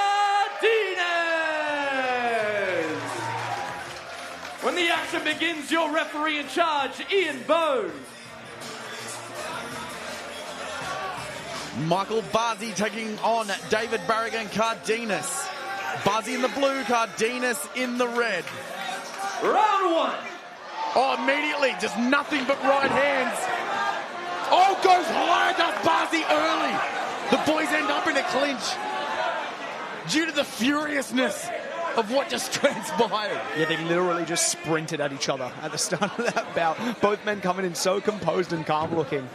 And just absolute war from the bell. Oh, both of them just whirling each other around. Bazi finding himself in the full guard position. Cardenas on top.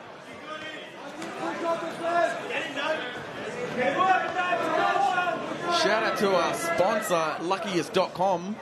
Try your luck online today. Very unlucky for Bazi ending up where he did, but head to luckiest.com to play the latest online casino games.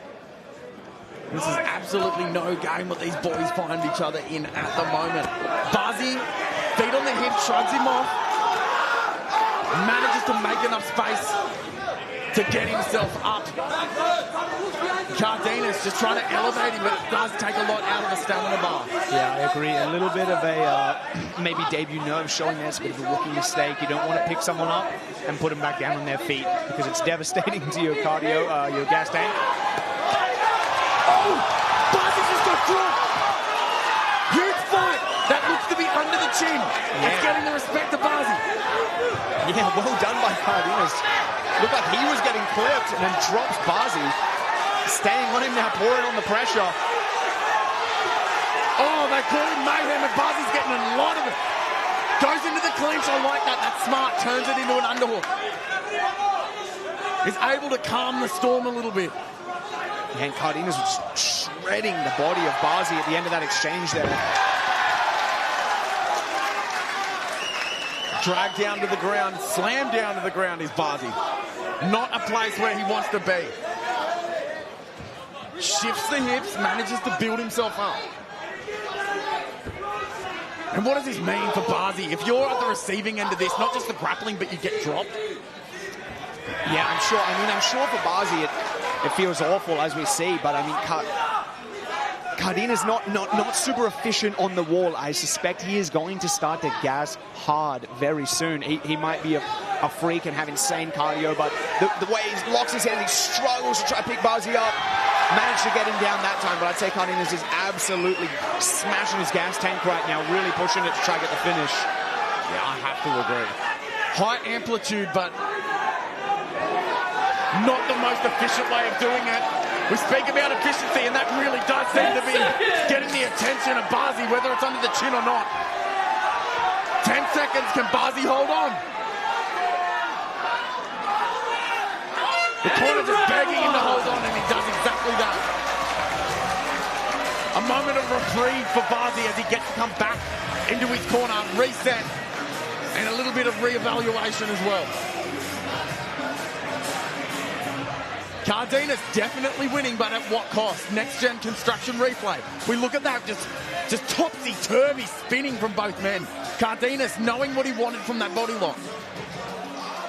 You could see Bazi bite down on the mouthpiece, and he looked angry, let him go. But sometimes those lead to recklessness and mayhem that he's known for. And he got that in spades from Cardenas. Yeah, I'm a little surprised. Cardenas doesn't seem too tired on his stool. He looks fine. He looks absolutely wired. And speaking of wired, stay connected to us for our main event for the women's flyweight title later tonight. DAZN.com, DAZN.com.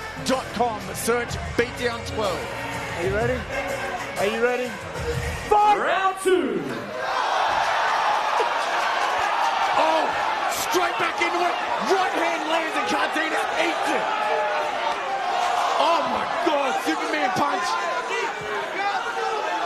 Bazi has just come out with a vengeance. Absolutely, the man knows that he's behind.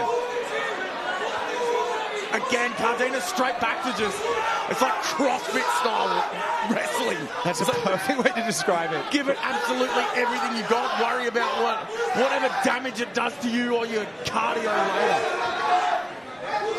Yeah, you're so right. CrossFit wrestling. Not really how you want to approach it. Unfortunately for Cardenas, he was just carrying a lot of weight on the back of his head and shoulders. And Bazi finds himself on the back of Cardenas with a strangle locked in. He gives a thumbs up, but I'd say, I don't think it's thumbs up. I think he's going to get finished. Bazi knows this is his chance. Yeah, it's not great. It's not great. You wouldn't ask to be put there. Still difficult to finish on the back, though, isn't it? Especially when the man's standing like that.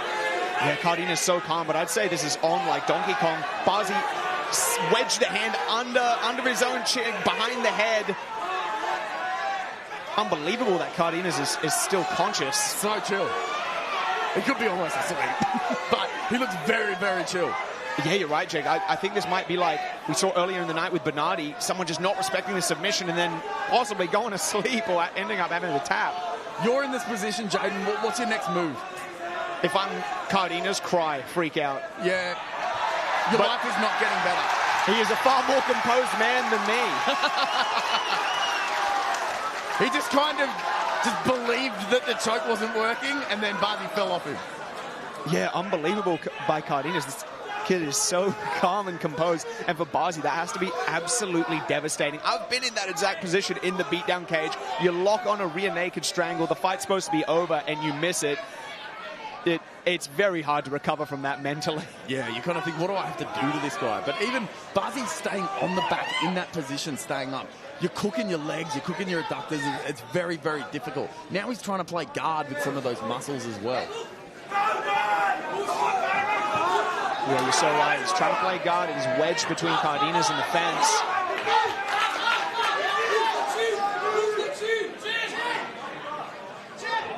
Head control from Cardenas. Deep underhook. That whizzer from Bazi is pretty much all that he's got, and it's not doing much.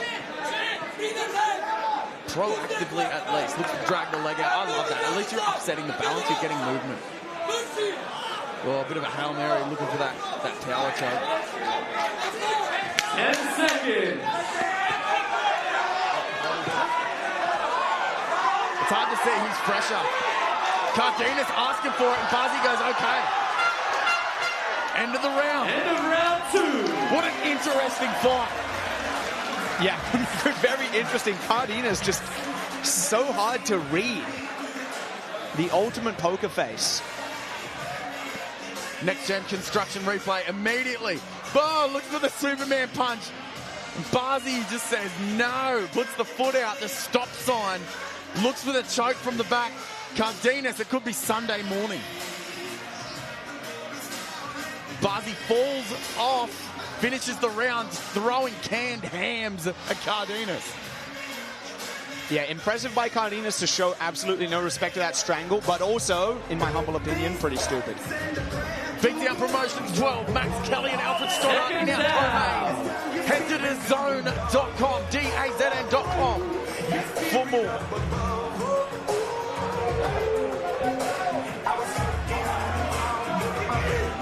Are you ready? Are you ready? Let's go! Final round, Brisbane. Oh, it looks to go up top immediately. A lot of what Bazi is doing, it looks to be very special and it looks to be high risk. But not a lot more like this. Is much more like it. Punches in bunches tends to work. Cardenas is here for it. Goes wide. It bounces off the head of Cardenas. Tries to send one back. Bazi almost smothering him too much and hampering his own ability to let his punches go. Yeah, and if you're Bazi, you've got to be thinking, man, what is it going to take to get this kid out of here? This Cardenas is a tank. I feel like it does get to a point where you just kind of stop trying, because not only are you draining yourself, you can put yourself into a reckless position. We saw that in the first round when Bazi got dropped. Yeah, you're right, Jake. And like we just saw, Cardenas using that position as Bazi crashed in to put him on his back again, finds himself back on the bottom with a full guard locked. It's going to be very hard to get up in the center of the cage with no cage to put your back up against. Bazi looking for a triangle. Oh, manages to get the leg over, but sometimes getting that leg up for the triangle, it's more of a liability than actually just working to get your way back up. Yeah, you're so right. And just like we saw, Cardenas used it to pass, finds himself mounted. He's just big brothering Bazi, boxing up the ears. Yeah, this is not good for Bazi. You know it's bad when the guy locks their hands around the hips. They don't really know how to get out. Bazi's struggling to find a way out of this mounted position. Bad day at the office. Cardenas making a mistake by hooking the arm there. Just something a lot of new people will do. The mount, you feel like you can get an arm bar, but in MMA, when it's a man trying to stand up, he can throw you over. Body triangle position. Oh, gable grip. That's on. Bazi not even looking to escape. Oh, I thought he went out right at the end there. Cardenas. He might be a mascot for integrated MMA. He just did everything that is good about that gym in one fight. Composed, let his hands go when he needed to. His grappling was on point, and he got the finish. Fantastic, and the boy's making his debut. Bright future ahead. Wearing the Dolmio grin as we head to our next gen construction replay. Look at the boys just letting him go. Bazi giving him absolutely everything he had. Cardenas with the composure. And here's the very, very end. Bazi, again, a high amplitude move, a high risk move to try and get him off. And all it does is sink in the choke. Both fighters center cage.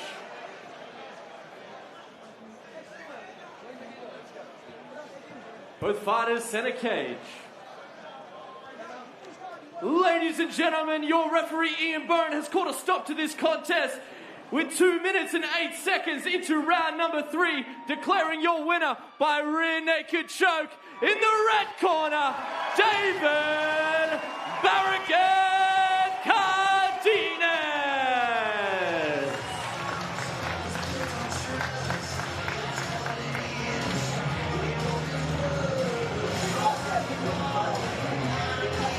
There's going to be some sore heads tomorrow, Cardenas being one of them.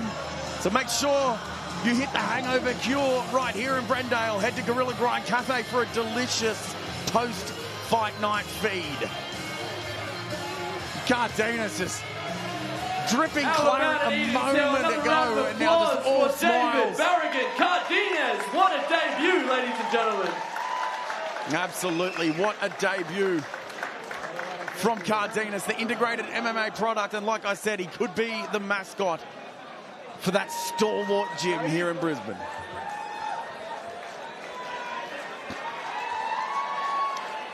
Ladies and gentlemen, we move on into the featherweight division, proudly brought to you by Luckiest.com. Introducing first, fighting out of the blue corner, Thomas Shellhammer.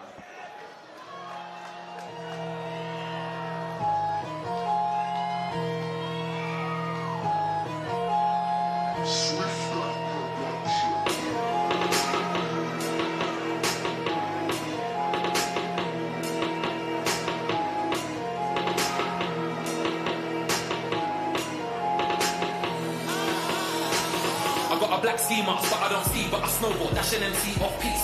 If one of you try violate me, you get a punch in the face in my front door key. Punch in the neck. Thomas Shellhammer making the walk once again, 5-3 as an amateur.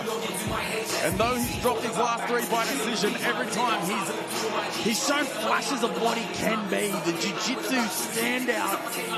He's finished 4 of his 5 wins, Jaden. And we didn't speak about how he did so against guys that are brown belts. 5 wins all by submission or TKO. He says he's finally back to himself in this camp.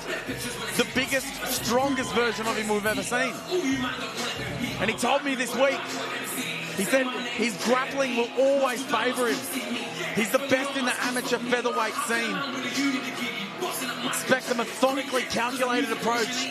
And he believes if Davidson doesn't match his fight early, he'll get finished inside 2 rounds. Yeah, I can't wait for this one, Jake. It's pretty rare, like we mentioned earlier.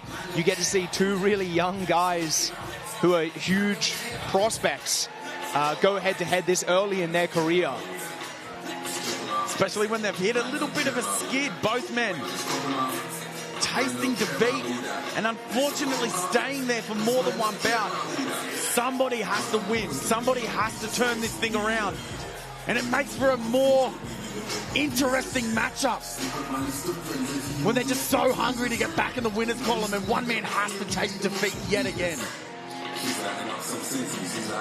For Shellhammer, this is about proving that the guy who started 4-0 is still in there. He fights for his family, his future, and the belief he can still be the best ever.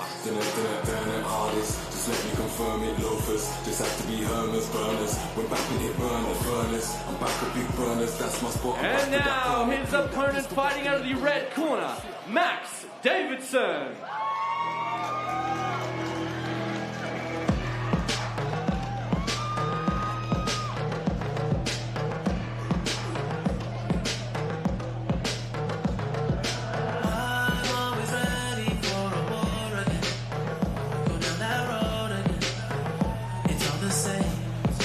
Max Davidson 5-4, looking to snap a tough 3-fight skid similar to his opponent after starting his career a red-hot 5-1. The former sub-specialist with a knack for gillies and ninja chokes has gone the distance in his recent losses, but he says that has only sharpened the edge. Davidson describes himself as a calculated and violent fighter and says that his dreams are what keep him going. One more fight as an amateur or maybe his pro debut next, with the goal of collecting highlight reels all the way to the UFC. Jaden, this one really is at least one of our favoured or featured prelim bouts for this card, isn't it? Yeah, absolutely. This is, I'm sure both boys feel this is a make or break fight for them. Both men probably desperate for redemption, but that's not to say both these guys are so talented. I almost can't believe that we get to see them scrap it out to try and redeem themselves. Davidson says he respects Shellhammer's grappling, but wants fans leaving tonight thinking, holy, that is the best guy in the division. Expect him to test Tomas's composure early. Ladies and gentlemen, this fight will be contested in the featherweight division and proudly brought to you by Luckiest.com. This fight will be 3 by 3-minute rounds. Introducing to you first, fighting out of the blue corner, trained by Ryan Dunstead, out of the Dunstead Death Squad at Ignite MMA. Official weight, 65.6 kilograms. He holds a record of 5 wins with 3 losses. Fighting out of Sunshine Coast, Australia. Ladies and gentlemen, make some noise for Thomas Shellhammer! And his opponent in the red corner, trained by Ben Johnson, out of the Fight Centre, Brisbane. Official weight, 66.2 kilograms. He has an official record of 6 wins, 3 losses. Fighting out of Brisbane, Australia. Ladies and gentlemen, make some noise for Max Davidson! When the action begins, your referee in charge, Claire Fryer. Fight number 8, Davidson versus Shellhammer, brought to you by CTBS. Excuse me, luckiest.com. I'm too excited, Jaden. Try your luck online today. Head to luckiest.com to play the latest online casino games. Immediately, you can see the pressure from Davidson in the red, Shellhammer in the blue, choosing lateral movement. Deep shot from Shellhammer, gets him down. Davidson springing back to his feet. Apart from the physical differences from the shoulders up, these guys could be clones. Yeah, you're so right, Jake. They both have such an awesome build for MMA. Just long, skinny, but like jacked as well. And Shellhammer finding himself in top mount. Yeah, immediately off the takedown. Davidson electing to go to his knees and try to build up. Yeah, interesting choice by Max. He wasn't really taking any punishment down there just yet, but he gives his back up in order to try and find a way out of the position. Shellhammer with a body triangle locked around Max Davidson is very difficult to deal with. Both men are still completely fresh so early in this fight. But I'd say for Max to get out of this body triangle, he's probably going to have to fall back to a hip like he just did. Wise move by Max. He does exactly that, at least able to take some of the pressure off. But man, it is misery being in that body triangle, isn't it? Yeah, absolutely. And it takes away so much from your gas tank. Transitions immediately back to mount, out of the frying pan, into the fire.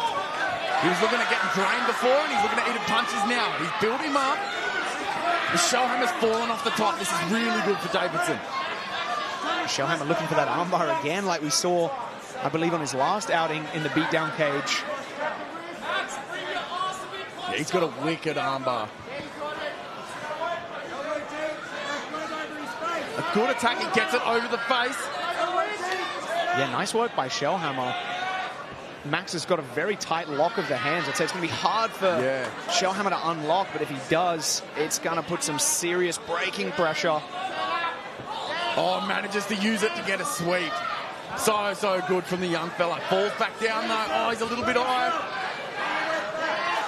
Really impressive grappling from Shellhammer. You also saw he actually backstepped and threatened a triangle in there, which I think caused a little reaction out of Max. Very sophisticated grappling by Shellhammer for a man his age. Yeah. I think you were right. That's that dilemma that you talk about. Show him one thing, make him pick the poison, go for the other. Oh, so many of these positions are just so draining. Mentally, because you're thinking, okay, I'm getting somewhere. But then you get put in a position where they threaten with a submission or punches and you end up in a worse position. Shellhammer hears the clacker and chooses to attack the arm. Super difficult to finish a joint lock with 10 seconds left, but he absolutely put an exclamation mark on the end of that round. Yeah, absolutely. And Max Davidson is no slouch in the grappling department, so even more props to Shellhammer for just transitioning between attacks constantly that whole round on Max. Yeah, we talk about being on the back foot, on the feet, but he was absolutely on the back foot, grappling, metaphorically, of course. Next-gen construction replay. Very, very deep shot from Shellhammer and really didn't give up on it. Came up on the waist, took him down. Even at the bottom, he was attacking. It's very interesting to see how it'll play out in the pro ranks, but Shellhammer, he will choose to attack even if it means he ends up on the bottom.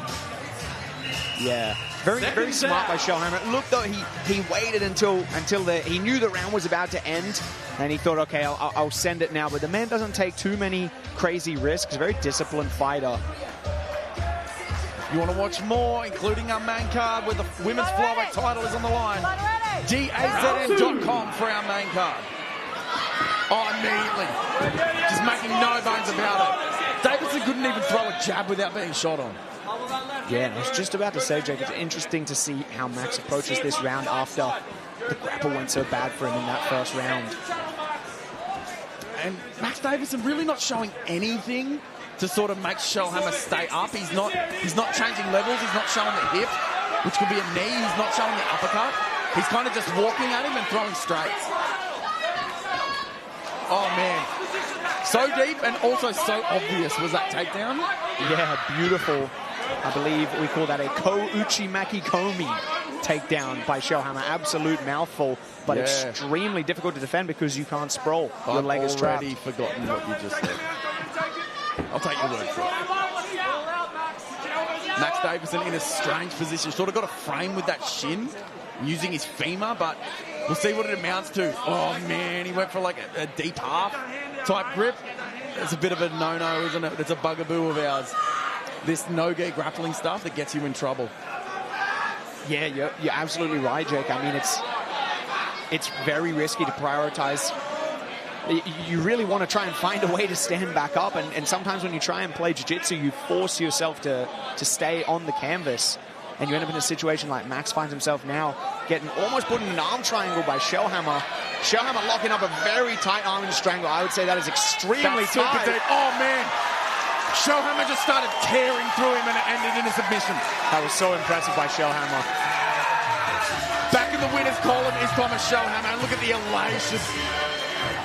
Max Davidson obviously very, very disappointed. And with good reason. It really did look like that first round, Shellhammer got a taste of Max Davidson, and the second round just blew him out of the water. Next gen construction replay. There is your highly elaborately named Japanese takedown. And it ended up with that, like a rear naked choke grip on that head arm. Look how deep that thing is. Usually, conventionally, Max Davidson's shoulders needed to be on the mat. Not when Thomas Shellhammer has that so freaking deep. Yeah, just such sophisticated grappling by Shellhammer. So nice to watch. He really did not let Max rest for even a second. He was under attack the entire bout.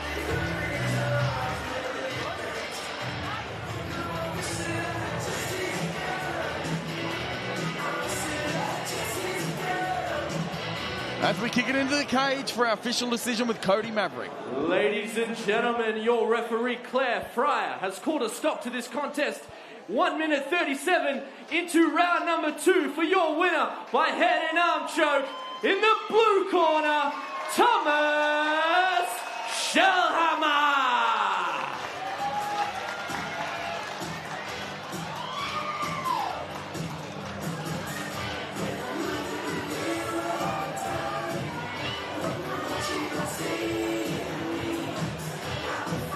The squad from Ignite.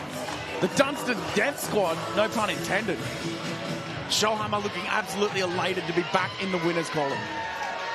Ladies and gentlemen, this next fight will be the last fight on our preliminary card in the lightweight division, presented to you by MMAFightStore.com. Introducing first, fighting out of the blue corner, Chris Morris. Fire. No. You better ask somebody about me. Oh, you wanna be tough, nigga? Look, it's enough. I put that snowballs to your bust, nigga. No. You better ask somebody about me. And they'll tell you I'm a soldier, boy, and I done told you over and over. I come from a big city, the streets corrupt. Chris Morris making it fine out time. Another man who doesn't like to leave it in the hands of the judges. 6 wins on his record, 5 of them finishes, and when he wins, it usually happens early. Making a name for himself as one of the more dangerous strikers on the Queensland amateur scene. Explosive combinations, quick entries, and knockout power in both hands. Morris comes into this one riding momentum after a second round submission win. showing he's not just a striker, he's evolving into a complete mixed martial artist. And Jaden, this is the second fight of our prelims that we said this is absolutely one to watch. Yeah, absolutely. I mean, both guys so young in this bout and so dangerous, both from great teams, and I'm just happy we actually get to see it so early in their careers. Yeah, tonight it's a meeting of two natural finishers.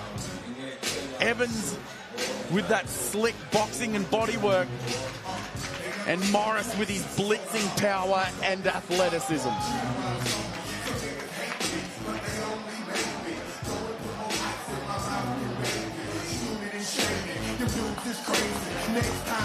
And his opponent fighting out of the red corner, Ben Evans.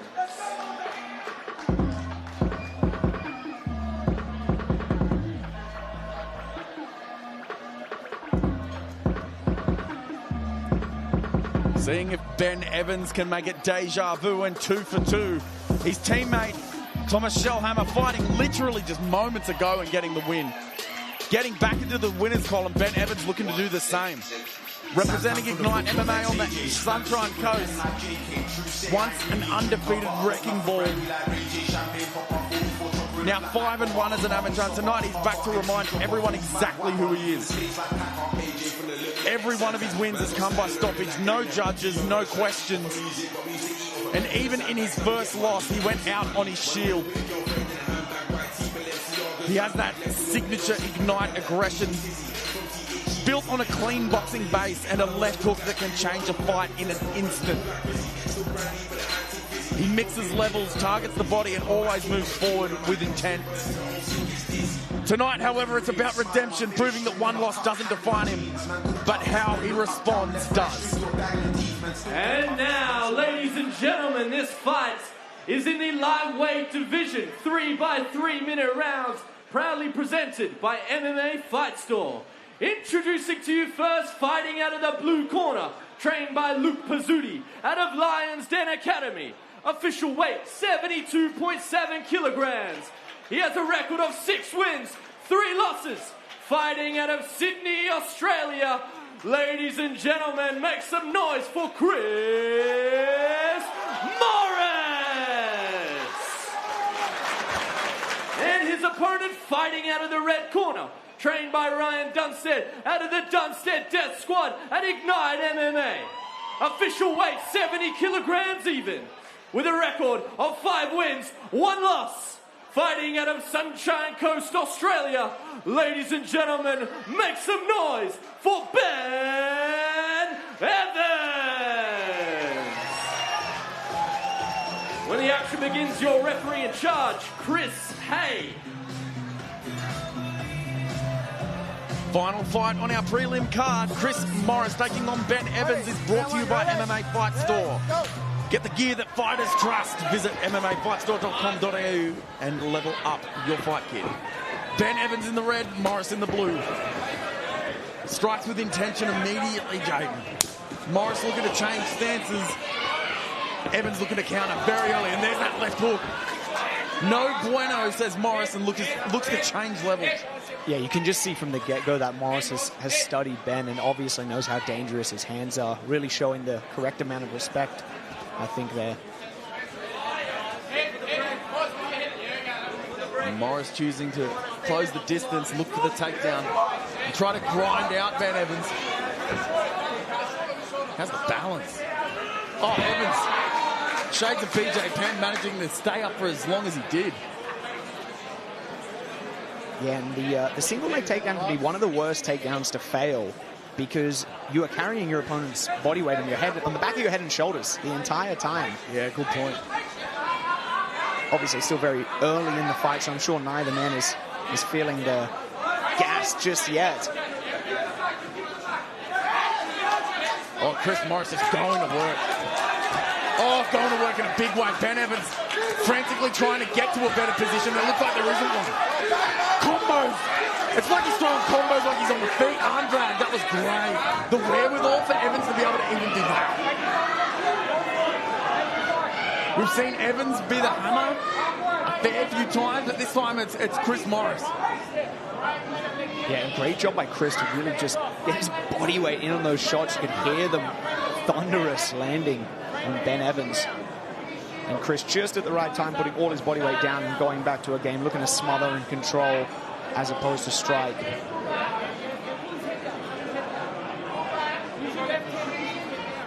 Hard to tell if Evans has got the underhook on that side.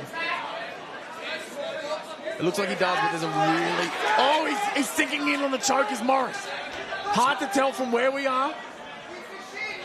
Does look very tight. The head and neck of Ben Evans just getting crunched into his own chest, which is generally a good sign that the strangler is going to be on like Donkey Kong, but it seems like Ben is okay for now. How much is that butterfly hook helping? Oh, apparently a lot.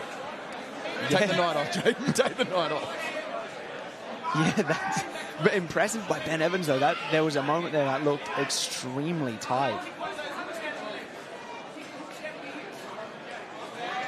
Butterfly guard can be shut down, can't it? When we get our back to the mat, it negates the ability to extend our legs and make anything from those legs. 10 seconds.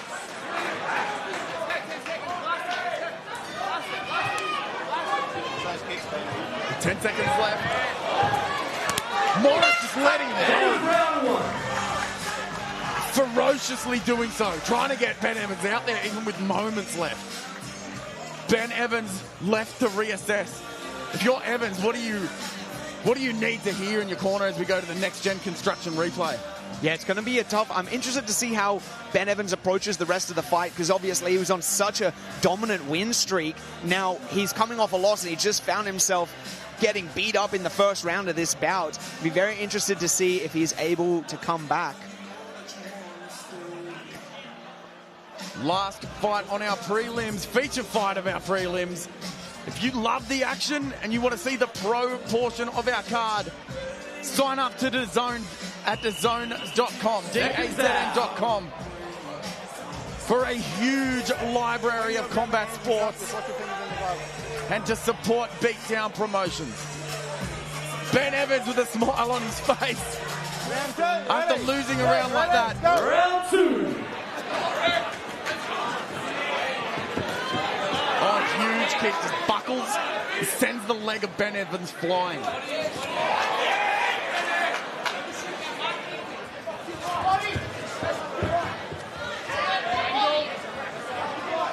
I like how Evans is testing the waters, but then also bouncing out. You get a little bit of time to respect the choices that Chris Morris is going to try and make. Is he going to shoot or is he going to fire back? Because what Morris is doing really well, it isn't that just that he's boxing into wrestling. Both of them are consequential. The boxing that he's throwing, they're like haymakers, man. He's letting him go. So it's very hard to respect both at the same time. Takes him over to his corner. Oh, man. Well, just as you mentioned, Jake, perfect boxing into an attack on the legs. Picks Ben Evans up and dumps him on the other side of the cage right in front of his coaches. We're like 1,000 kilometres away from Sydney, and there's about 30 dudes from Lions Den Academy right behind us. The camaraderie of the boys at Lions Den getting behind Chris Morris.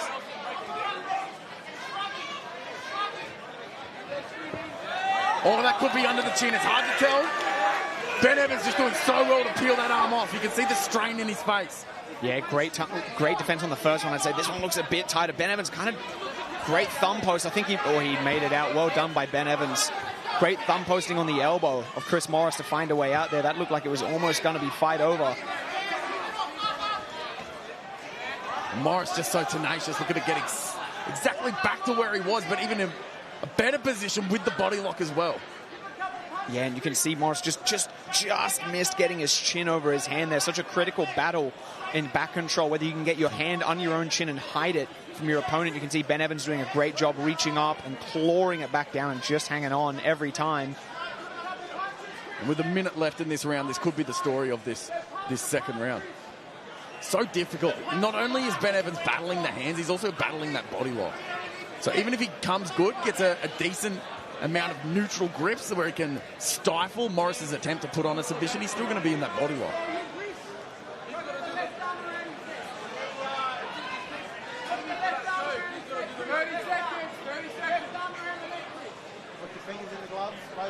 And the amateur amateur level, man, like even in the last 5 to 10 years, the amateur level is just through the roof, isn't it? It used to just be rife with all offense and equal amounts of mistakes, but look at what Chris Morris is doing. Yeah, you're so right. The amateurs of today are like high-level pros of 10 years ago. End of round 2. Morris just proving to be even more devastating. Ben Evans not finding the formula to keep him off him. A deficit that Ben Evans is in, and we can see why on the next-gen construction replay. Such a deep takedown. He got all the hips and then some, ran him across the cage like Matt Hughes, and just attacked and attacked and attacked from there. The story of round 1 and round number 2 is Chris Morris.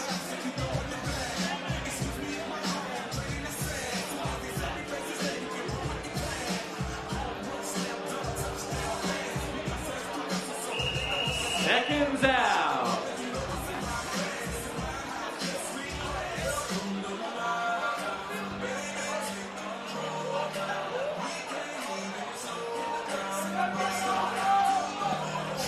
Third round in a fight where Ben Evans has his back against the wall in terms of coming out. Brisbane, make some noise! After his first loss.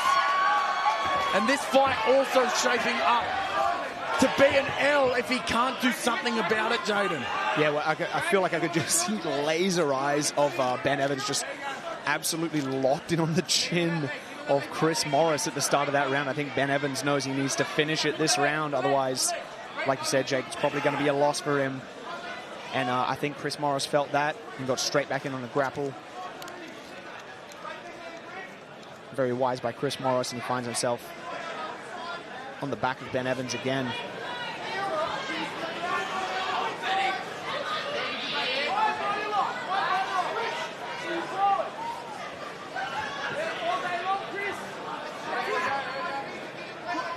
Really is such a punishing position, isn't it? Pick your poison. But with the clock being the way it is, with the first 2 rounds being the way they are, Ben Evans really doesn't have much of a choice than expend what he can to even try and get back into the fight. Yeah, absolutely. And I mean, finding a way out of that crossbody ride position is just so difficult. Your opponent's head is so much higher over your head. We can see right here, this is a perfect example. Chris Morris just cradled over the top, perched on top of Ben Evans' head and shoulders. I mean, you're not getting up from that position. You essentially have to expose your back to have a hope of getting out, or you can see to the bottom like Ben Evans chose to do. Finds himself at the bottom of a chest-to-chest half guard. Just extremely uncomfortable position to be in. It's one of the only positions you'll find yourself in grappling where your partner, or your opponent, is controlling your legs and your head at the same time, and you're carrying their entire body weight. Absolutely horrific position to be in, especially when you're getting tired.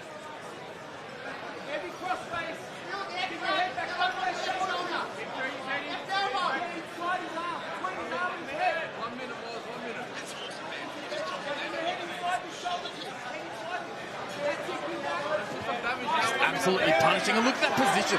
Not only is Morris pinning the leg, he's also pinning some of the arm as well. And it looks to me like Chris Morris is probably very wisely going to take very minimal risk at the end of this fight. He's just going to keep chipping away at the head of Ben Evans. And I'd say that's going to be the story of this fight. Yeah, and we say it a lot. It's on the onus of the man that's defending to do something about it. Morris is bringing absolute carnage, and this fight has turned the way it is because of the work that he did earlier.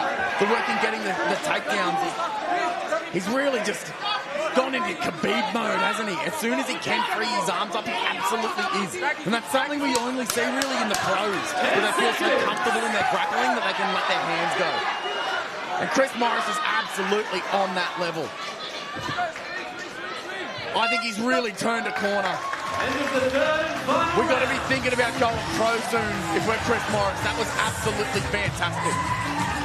Kid is a professional in skill and in IQ. That was huge. Didn't look out of his depth anywhere, Jaden. Yeah, absolutely.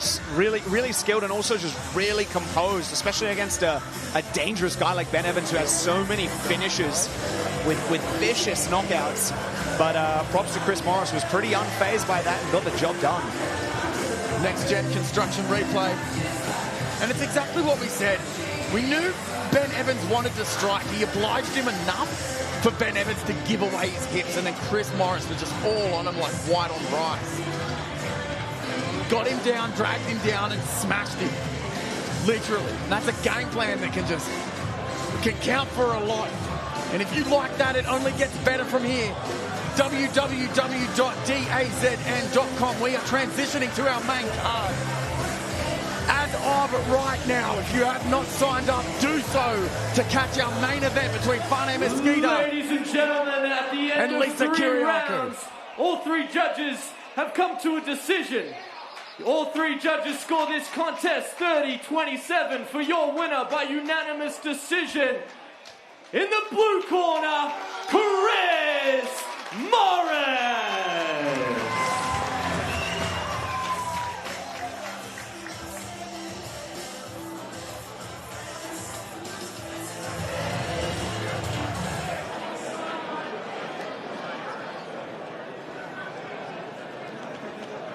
Ladies and gentlemen, thank you for joining us here for the Beatdown 12 preliminary bouts here live on DAZN Sport YouTube channel. At 7:45, we kick over to our main card live and exclusive straight to you on DAZN.com. See you back here in about 15 minutes.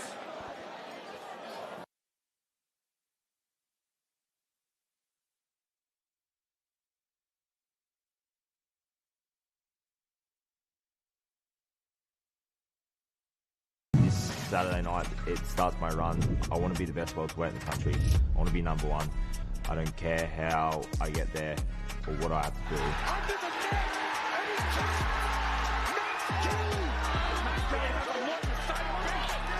I want to be the best welterweight in the country. So however I get that, however I do that, who I fight, whoever, I want to be the best welterweight in Australia, number 1.